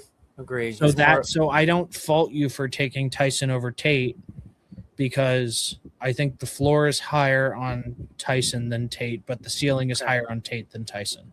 Okay. Got him at $9. About to give him a 4-year contract. Yeah, absolutely. All day long. Okay. On to my next question. Yep.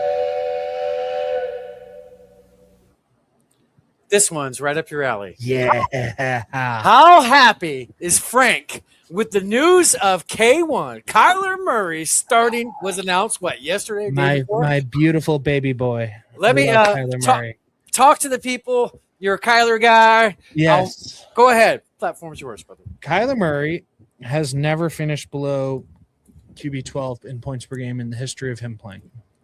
There's your first stat right there. He's never not been a QB 1.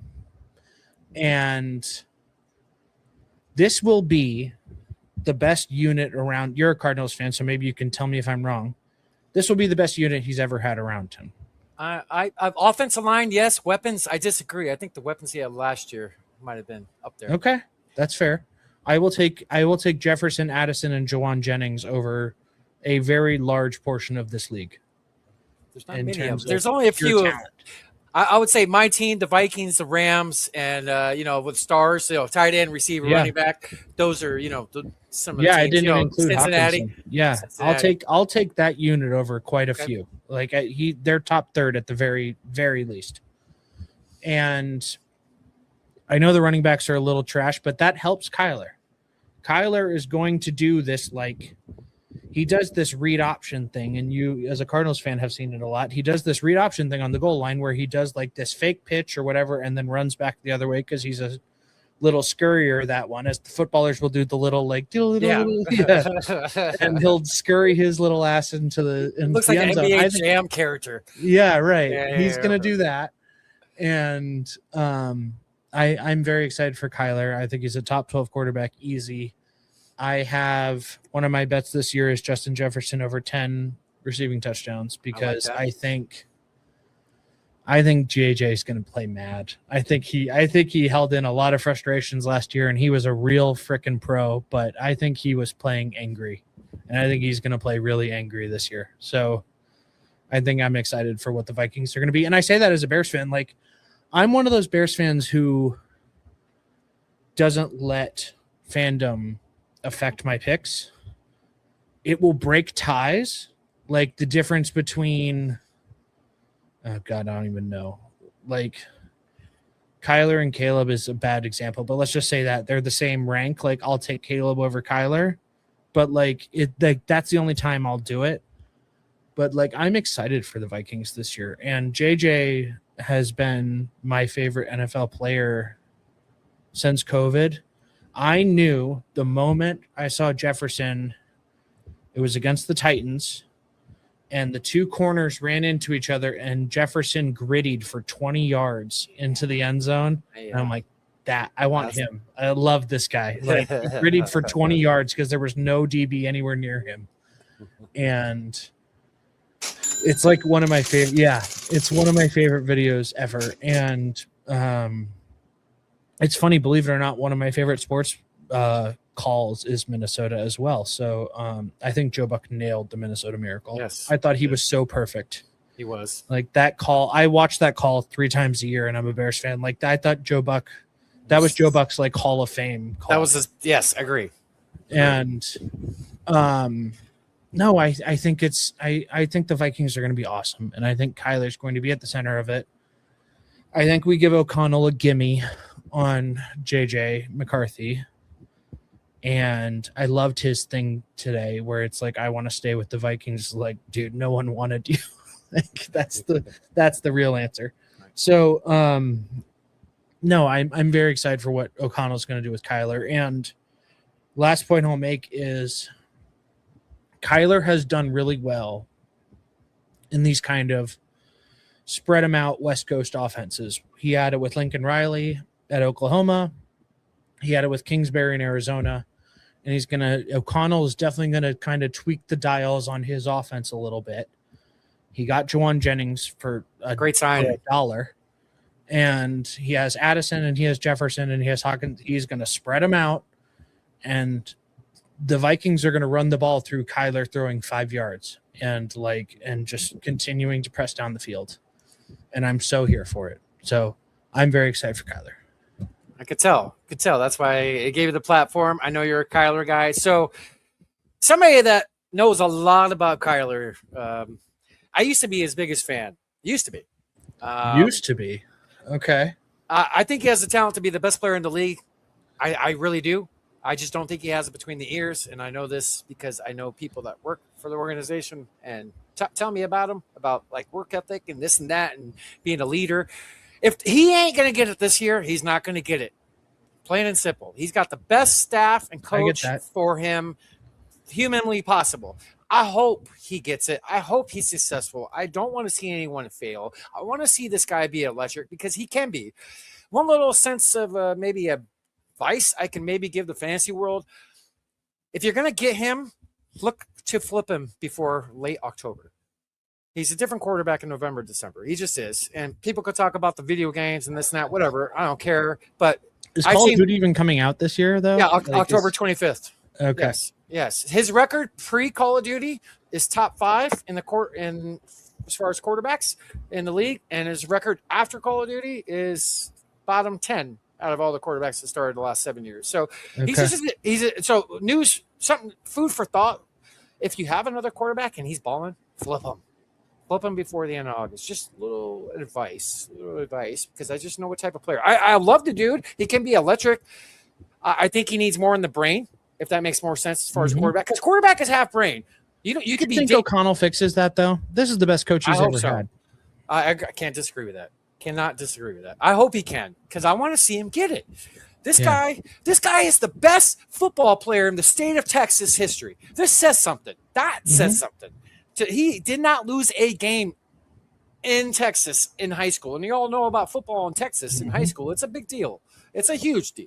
Like, I hope he gets it. And if we don't talk enough about that team, by the way, that Kyler Murray and Baker Mayfield were like backing up some jabroni in Texas A&M.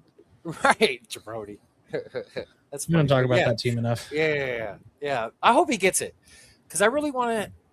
I want to really have him. I want him to succeed. So, just a little nugget. His rights are still owned by the Las Vegas Athletics. Are they really? Yep. I'm not worried about that. I know that. Nugget. Yeah. Little nugget. But I hope he gets it. And where he's going right now with ADP, get another quarterback. I mean, all day long. All day long is right. If you want to wait on quarterback, Kyler's a good one. Goff's another one that I like this year. Yes. Yeah. One of my bets for Goff is to lead the league in passing yards this year. Love that. Because I think their defense is going to be trash. Horrible. I can name one cornerback on that team, Frank, and I'm a football junkie. By the way, Terry and Arnold signed with the Seahawks like 30 minutes before we started recording. Really? Yeah. Yeah. So the Seahawks got deeper at corner. Wow. Believe it or not. Wow. Wow. Their defense is wow.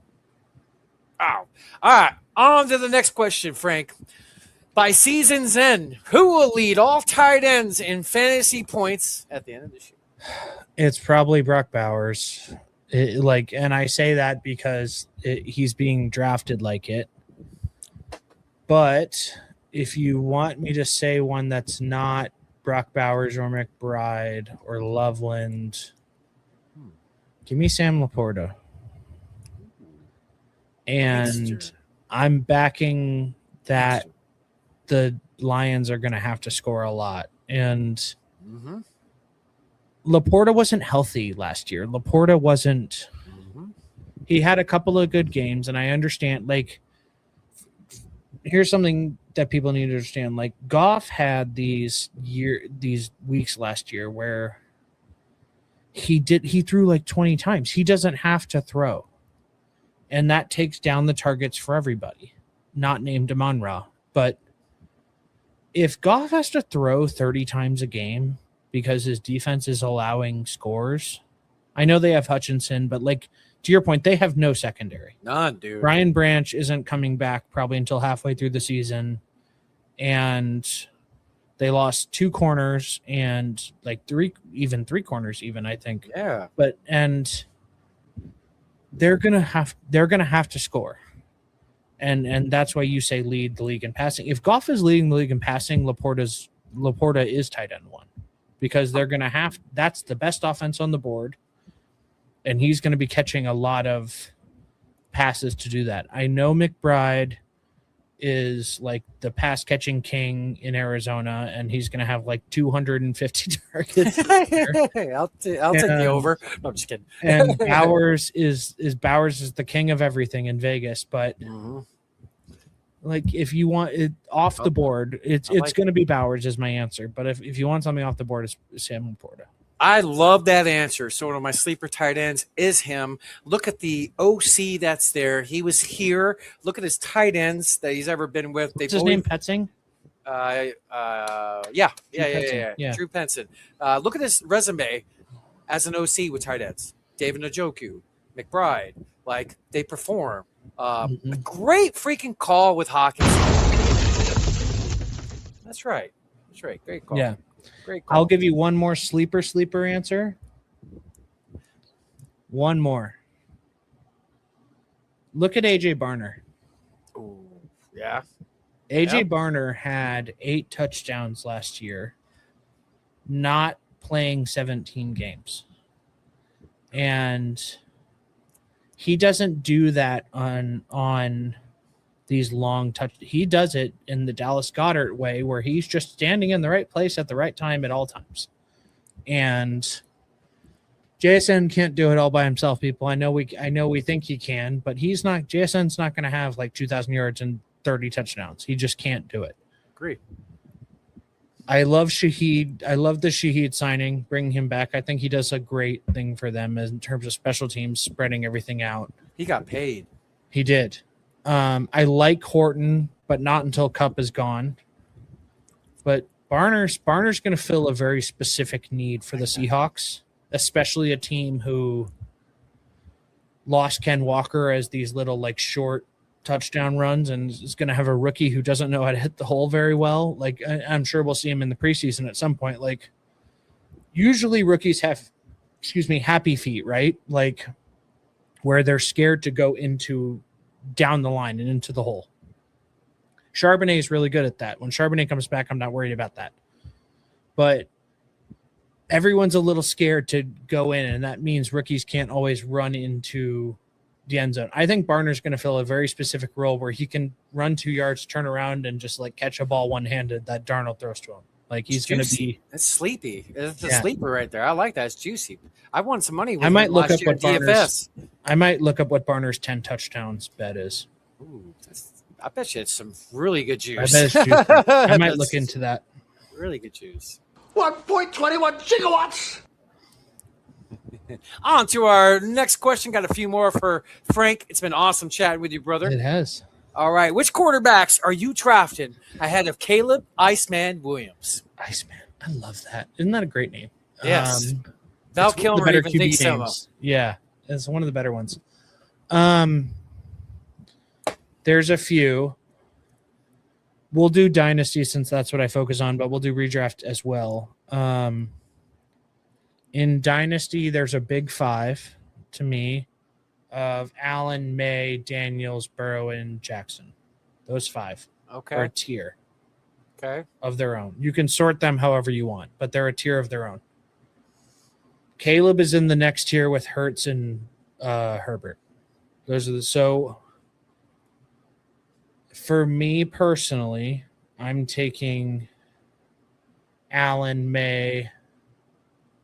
I'm getting scared of Daniels. We can talk about that in a second. Daniels, Burrow, Jackson, and Hurts. I will take Caleb over Herbert. I know McDaniel is there, and I know I'm probably crazy, but dude, Ben Johnson sleeps in the facility. I mean, I know. He's he eats, breathes, and sleeps Like he's a sicko for sure. And he did a press conference the other day that just warmed my heart. He's like, I don't want to do anything else. Like, Yeah. he's Do like, you hear this what he is my said dream today? job. You hear what he No. said today? He goes, "We're going to break every offensive scoring record there is." Yeah. Yes, I'm in. So Caleb Williams is number 3 on my board. I am high as hell on him. He lost 13 pounds. He's one of the fastest players on the team now. It's the second year with Ben Johnson. His weapons are freaking, my God, dangerous as hell. I just really like him. So if his ceiling, if he gets a 800 yards rushing, oh my God, I could see Who's this ahead guy. of him for you? Allen and May? I have Allen and Jackson, and I have May right behind. I'm really high on Williams. Now, I could do I'm thinking end of the season with my rankings. That's what I do. I don't do now. Of course. I do. I think he's going to be a top 3 quarterback. I see him making a huge jump. I even got a bet out there for him to win MVP at 25-1. I like it. I think everything I'm hearing, I've had some Bears insiders on my show, and they just gloat about this guy. Mm-hmm. A couple of his teammates said that he's the best player in camp right now.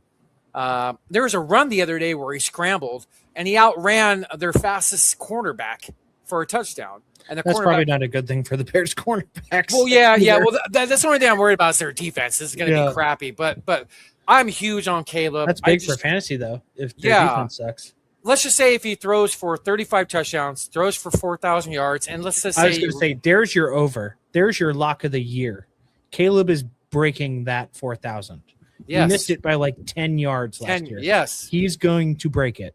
That's your lock of the century. He is breaking – he and Ben both know that. They're breaking that record. I love that. God, if this team had a defense, I'd put money on them to make it to the Super Bowl. They don't have a defense. I know. It's their offense is young talent wise, man. Dynasty wise, they're loaded with young talent everywhere. And Ben Johnson, you said it. He's a sicko. Like, this makes me want to play for him. Just hearing that he sleeps at the facility, that just tells you. And I've heard he's such an innovative and great mind, but good human being. Puts his players in situations. And second year in the offense. And like I said, if Caleb can rush more, which I'm hearing and seeing that at camp, I think the sky's the limit for this kid. Here's the thing about the Bears is they won a lot of games on these little regression, like these crazy touchdowns. Regression's probably coming for the Bears. And the very cool thing about that, though, is the one thing the Bears are missing on offense is a running back. You think so? If the Bears somehow miss the playoffs for whatever reason, the icing on the cake for that, for me, as like an offset to missing the playoffs, is Ahmad Hardy is going to be sitting there nice and pretty, and he's not going to be shot anymore, which I hope he's okay. And that's crazy that people are shooting each other at concerts, but we won't discuss that tonight. Ahmad Hardy's going to be sitting there nice and pretty, waiting for the Bears, and then the Bears will be ready to go with Burden, Odunze, Loveland, Hardy, and Caleb. So I'm very excited. That's nasty. And Khalif Raymond, because he has to be there. And he's trying in camp. I know. Dude. To hear Ben say in the press conference, we're going to go for records. I had him at 5 before that news. Yeah. If Ben says they're going to try to break records, go get your Bears players. And, here's another thing. There's a lot of mouths to feed there. That's why you go get Caleb. He's feeding all these mouths, 100%. Yeah, I was going to say, you don't have to decide between Odunze and Burden when you're picking Caleb. He throws to them both. Yeah. Playoffs? Are they going to make playoffs? I hope so, but there's a sinking feeling in the back of my stomach that says no. Right. All right, on to the next one. I think the Vikings are going to be a lot better because I think just about anything can be better. They had 6 wins with that defense, by the way, or with that offense. Their defense is ridiculous. And I think the Packers are going to be fine, and I think the Lions are going to be awesome. The Lions are going to lose games, though, this year. They're not going to be this, unstoppable team who beats everybody. Right. So I want them to. I don't think they will, and maybe that's me being pessimistic and expecting regression. But I don't think they will at the moment. I Who's think the league's Frank's too strong. Who's Frank's biggest risk reward player in all the fantasy drafts right now, Frank? This year, I won't say Kyler, but that's my answer. Okay. Okay. The other one, I'm going to save Devontae for my bold take, so we'll circle back to him. Okay. I think it's A.J. Brown. Ooh. And A.J. Brown could be a top 5 receiver this year. He really could. I mean, that offense and Drake May made Stephon Diggs look like Buffalo Bill Stephon Diggs and Kayshon Boutte look like a real wide receiver. And A.J. Brown's so much better than both of them combined. Mm-hmm. And I know people love Dubs and all that stuff, but He's a great compliment. he's a great compliment. Yes. And When you heard the news by the draft with AJ possibly going there, were you trying to pounce on some of your dynasty leagues? yes, 100%. And I was probably late because there were a lot of people who were kind of expecting that already because he did the whole like reading the book on the sideline thing. And I think he's going to be awesome. And if I could think of another player. Before you go to another player, does Yeah. his knee bother you? Worry No. you? Okay, because he's had No. it trained a bunch the last 2 years. I know. Like the year they went to the Super Bowl, he trained it every week for the last 9 weeks. I think the Patriots training staff has done a pretty good job over the Great. years.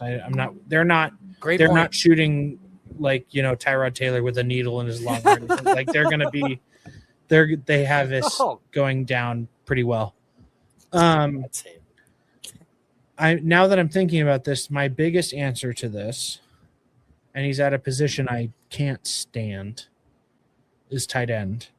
But it's Isaiah Likely. Isaiah Likely has been the shiny new toy for how like long? 4 years in a row. Right. And I'm getting a little tired of it. But for one more year, we're going to have to do this. He is going to be either the guy who's a top 5 tight end and is the second best pass catcher on the Giants, or he's nothing. And he's splitting things with Theo Johnson. His value is too high for me. I think he's going like round 9 or 10. Like that's way too high for Way me. too high. I can't do that.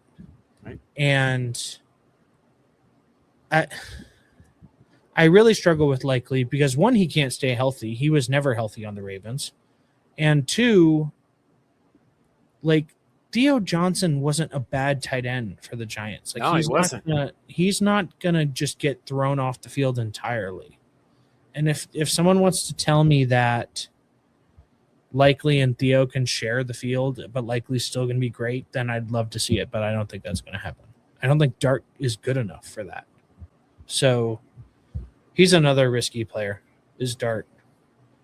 Because that dude runs with his head down too much. Yeah, if you learn how to actually run and He needs to go to the bounds Lamar and Jackson slide, school of sliding. he does. Yeah. Because I love the player. I love his tenacity. He's just the way he plays. I'm not drafting him. I'm just staying Yeah, away from him. He's I going to get can't. hurt. He's going to get can't. hurt. He was checked out for 7 concussions last year, and he Yeah. had 2 of them officially Yeah. labeled, but checked out. So the guy just needs to learn. So to stay on the same Giants team, Cam Scadaboo is my. Does that sound him headbutting the gong? Yes. Yes. Okay. That's why I did that. You got that, Frank. Good shit. So Cam Scadaboo is probably my biggest risk reward right now. Yeah. His offseason, with the flip, he had a brutal injury. Brutal. I love the kid. He's from my backyard. I know what he's all about. If this One guy of the is best college players like of the last 10 years. by the way. Yeah, Cam this Scadaboo guy, at Arizona dude. State. I don't care if he's the slowest running back in the league. Yeah. If he's healthy, he's going to be very, very He would productive. carry Texas players into the end zone Yeah! in that playoff game. Yeah. Yeah. I mean, crazy. But yeah, great call with Isaiah Likely, because he's been the golden boy for how long? We can just answer the Giants, by the way, because Giants. if neighbor's knee blows out again, Oh yeah, then Then we like, can it's just- the Giants, all of them. the whole team. Yeah. The whole team. So, give me one bold fantasy prediction for the upcoming NFL season. Actually, you know what? Sorry, my first time doing this. That was going to be my last question. I want one Okay. more question asked. So, DJ Moore, are you in or are you out? Excuse me. I'm in on DJ Moore. I like the Brady connection. I like how Allen learned what life is like when he didn't have Stephon Diggs as like an ace wide receiver, and that was harder for him last year. I think Shakir is good, by the way. Like, just side note on Shakir, I think Shakir's fine. He's going to be doing exactly what he did last year. I think where DJ Moore, I just call him Diggs because it's the same thing. I think where DJ Moore is going to earn his targets is like take Keon Coleman's and Josh Palmer's and everyone's not named Kincaid or Shakir and put them on DJ Moore, and there's your target share. And I think DJ Moore, Shakir, and Kincaid are your main three. Great. But I'm in on DJ Moore. Where's his ADP right now? Is that 6? Good question. Is it If 6 he's round now? 6, I'll take him. I think he's round 6. Last time I did a best ball was last night. I think it was 6. Yeah, I mean, if that's where he is, I will take him. If he's earlier than that, I'll struggle to take him. Okay. But I'm in on him too. Josh Allen needs a number one receiver, and he could be that guy. Unless the Buffalo goes and trades for a receiver during the season. He's 63rd overall on CBS, which is the front end of round 6. I'll take that. In a 12-man league. So front end of round 6. Am I doing that math right? Yeah. Yeah, you're doing the math right. So he's the front end of round 6. If he keeps pushing up ADP or like early round 5, is that something that you're going to be hesitant on doing? I think 6 I will is be like the sweet spot. hesitant because when you look at the wide receivers in front of him, it's J-Mo, it's Devontae Adams, it's Luther Burden, it's Waddle. I think I would take DJ over. See, I just talked the lines up for half an hour, and now I'm going to take DJ Moore over J-Mo. But I would too. It's close, but that will be really close for me, and that'll be something that when I'm on the clock will be decided. But name some other receivers in that area again, real quick. Yeah, but that's what I'm saying. He's not getting any higher than that. He's not going above Burden and Waddle. So if he starts going above that, I probably don't take him. I'd rather have Waddle, I think. Okay. And Buffalo doesn't have a true big receiver. If they added that during the season, I think that would help DJ Moore. Actually, I think Keon Coleman's going to get another chance at this. I really do. I think they're going to give him one more chance. He's had all the chances. Man, I drafted that guy in Dynasty. But think of that core right there. There's your 3 wide receiver set. You have DJ, Keon Coleman, who doesn't have to get all the outside corners anymore, and Shakir in the middle. Like the old Cole and then Beasley Palmer's role. your 4th. Yeah. That's pretty damn good. Great. That's great. That's very fucking good. By the way, for all the stuff on Keon Coleman, it used to be a thing, and you've played fantasy a long time. The third year wide receiver jump used to be a thing. And we got so impatient because guys like Justin Jefferson and Jamar Chase started coming in. Keon Coleman's just entering his 3rd year. Let's give him one more chance, and then we can throw him in the trash pile where he belongs. I'm fine with that. Okay. On to that question I've put up a second ago. Anyway, we'll go to it right now. Give me one bold fantasy prediction for the upcoming season. Give me something bold, Frank. Devontae Smith will be a wide receiver 1 at the end of the year. Yeah. I love you. Yeah. Devontae Smith will be a wide receiver 1. Dude, where is it when I need it? Yeah. I'm fully there. And someone asked me to do a bold prediction he's going to be a dynasty wide receiver 1 at the end of this year. Making me feel good, Frank. Giving up that first for him. And when you look at the back half of the wide receiver 1s in Dynasty, it's London, Tet, Nico, Ibuka, and Olave. Olave is going to have Tyson fighting for it. Ibuka is now hurt, and we don't know who his quarterback is going to be next year. Nico, if you buy into Stroud, God bless you. I can't. I took Nico in the first round last year and it got completely scorched. I can't do it again. And Tet, we don't know what Bryce Young is anymore. I like Bryce Young. I think he's going to take another step forward. It seems like he's doing well in camp this year, but we have wanted this version of Devontae Smith for 5 years now. He was a rookie and couldn't do it on his own in his first year.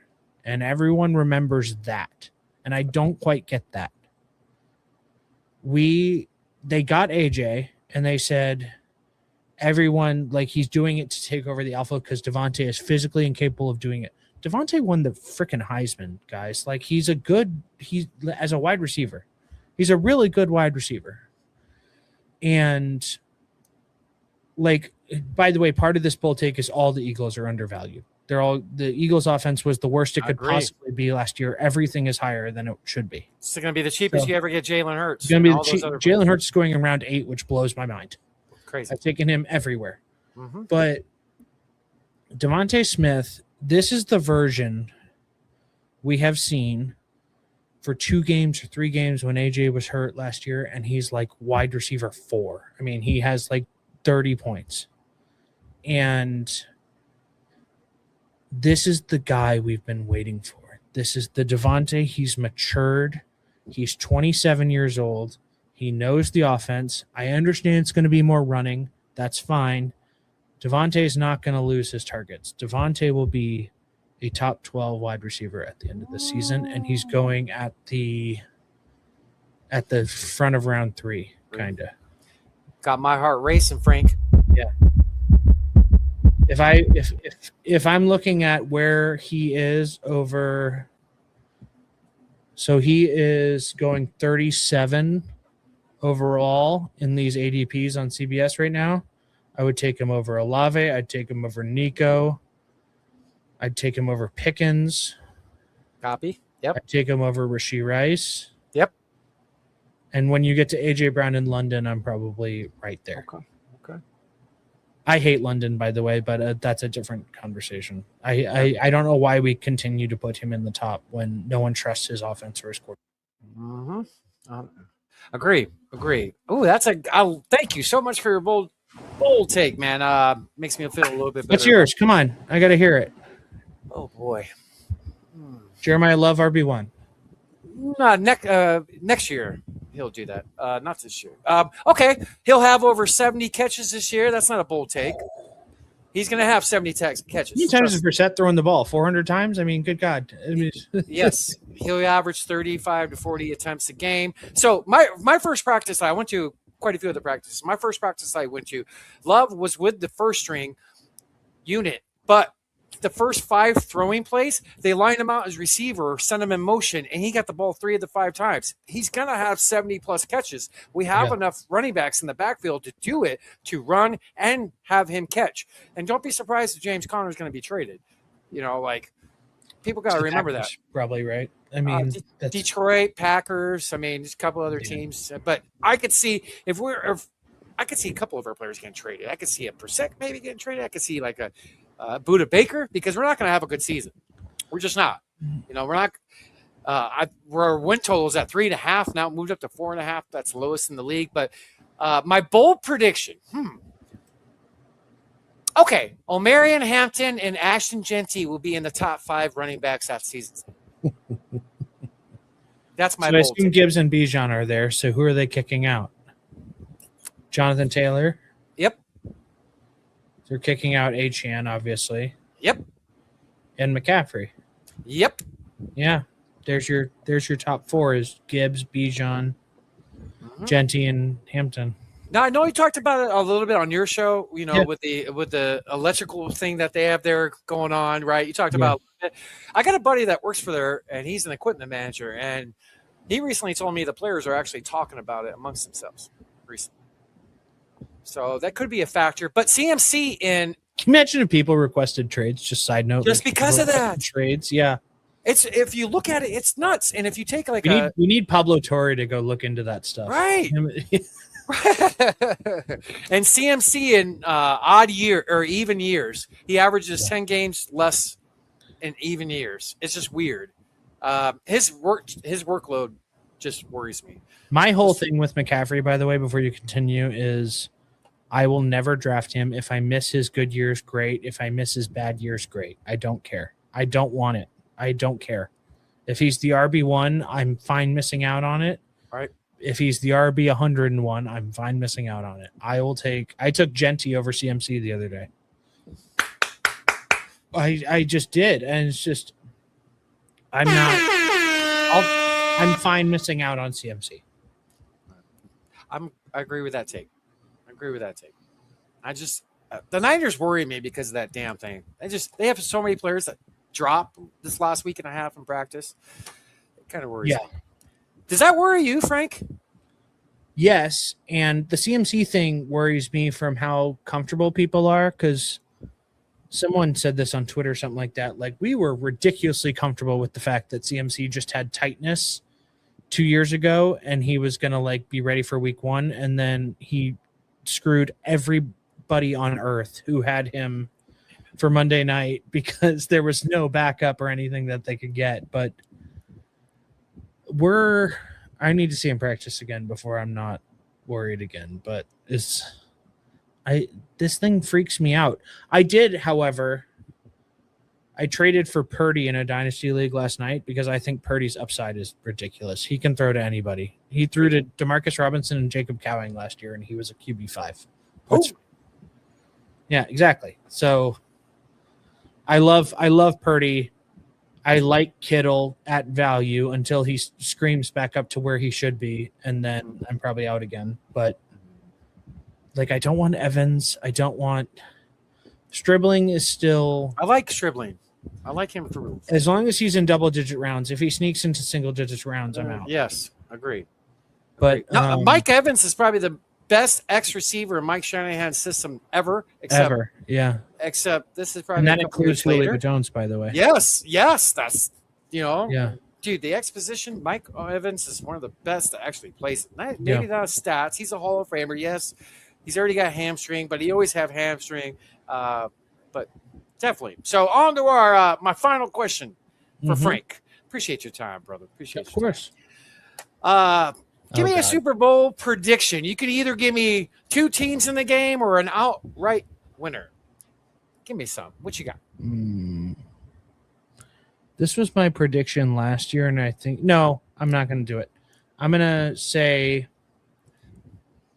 this is August 13th, folks. Yes. Like, I don't have a definitive answer. I still have to think about it because, man, so my AFC team is Denver because they should have been in it last year. Okay. And I like it. And I think, like, if Knicks and all of them were healthy, I think they would have smashed the Patriots. But I struggle with the NFC between Philly and Detroit. That's my wow. You think Detroit, huh?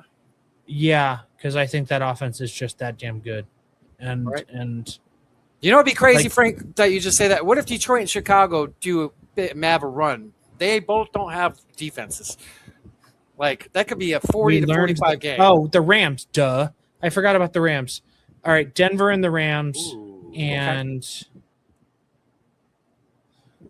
Rams win it because the NFL rigs these things. They do. And Stafford, it goes out on top and retires. Isn't it in SoFi too? Yeah, I forgot about the Rams. It's Rams Broncos. Rams win close on a BS ref call and Stafford retires. Wow. I'm going to note this. 1 minute 44 minutes. All right. We're going to remember that. Yeah. I like it, Frank. I like it. How can you not say the Rams? And I'm on board with what you're saying. I kind of like New England a little bit, but I think Philly's going to make noise, though. I think that offense is going to come back. And they've paid – their defense is ridiculous. The guy who led the league in sacks last year is on the bench.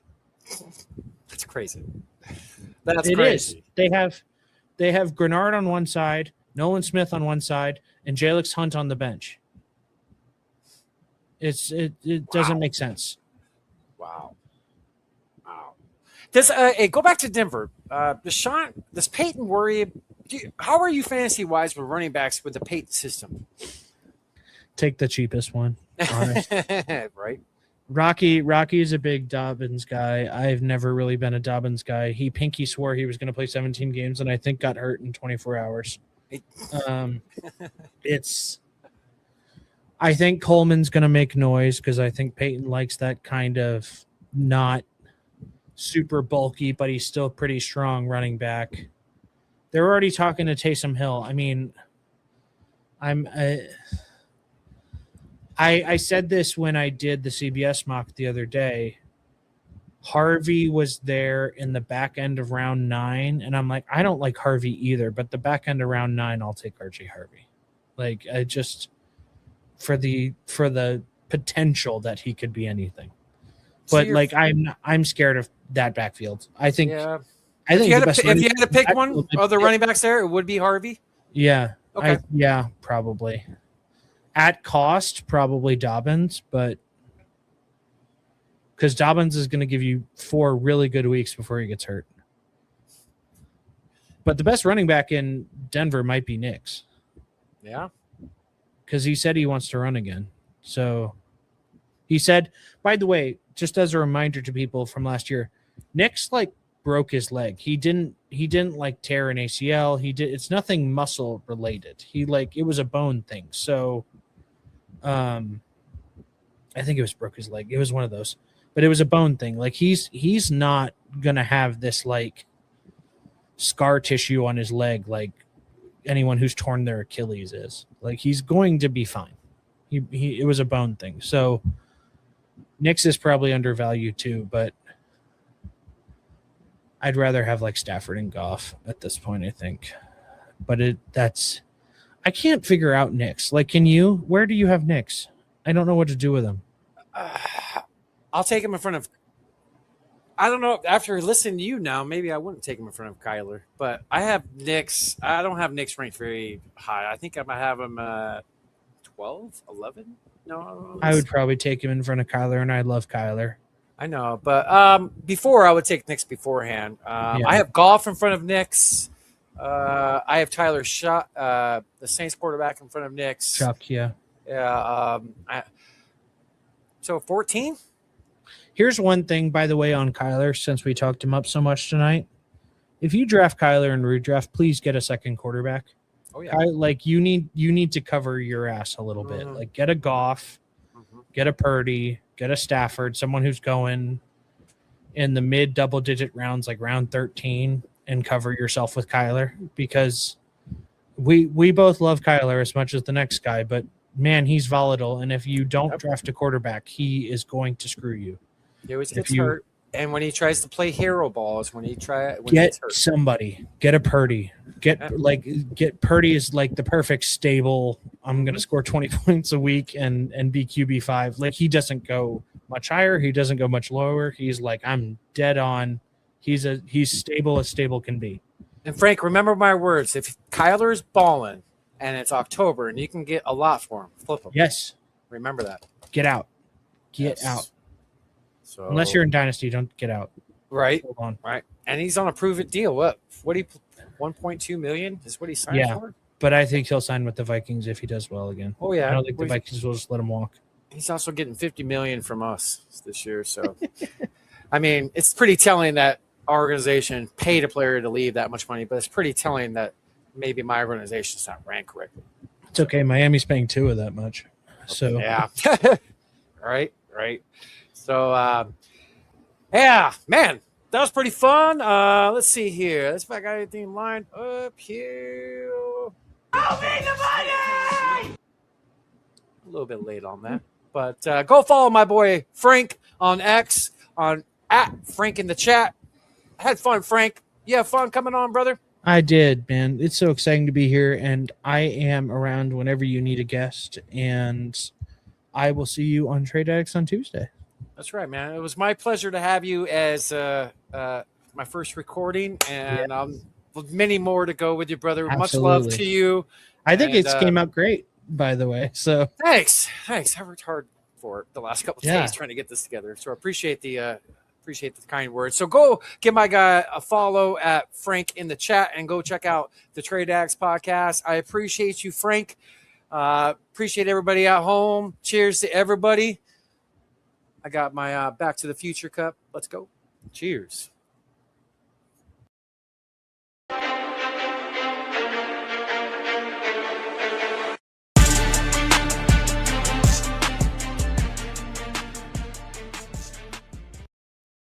And welcome back to the show. What's going on, everybody? Man, that's a pretty good conversation I had with Frank in the chat. Absolutely got a lot of love for that guy.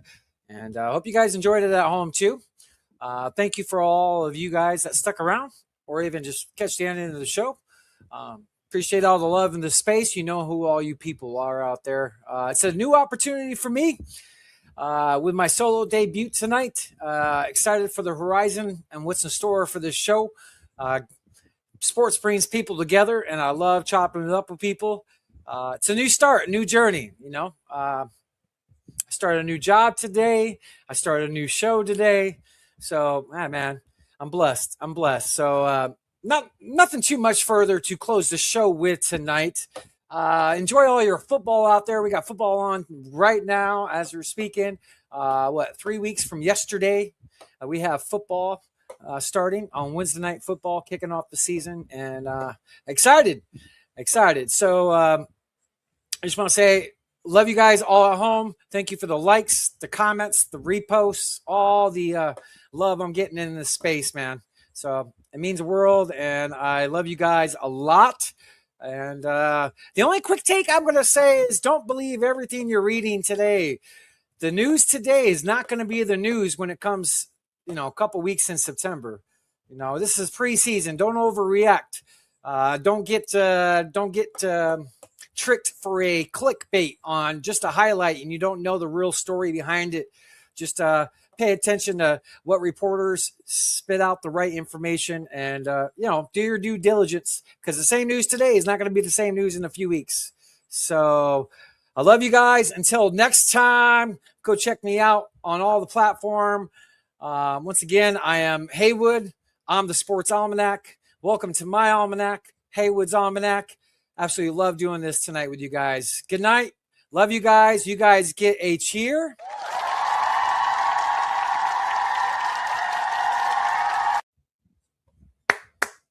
And you guys have a great and blessed night.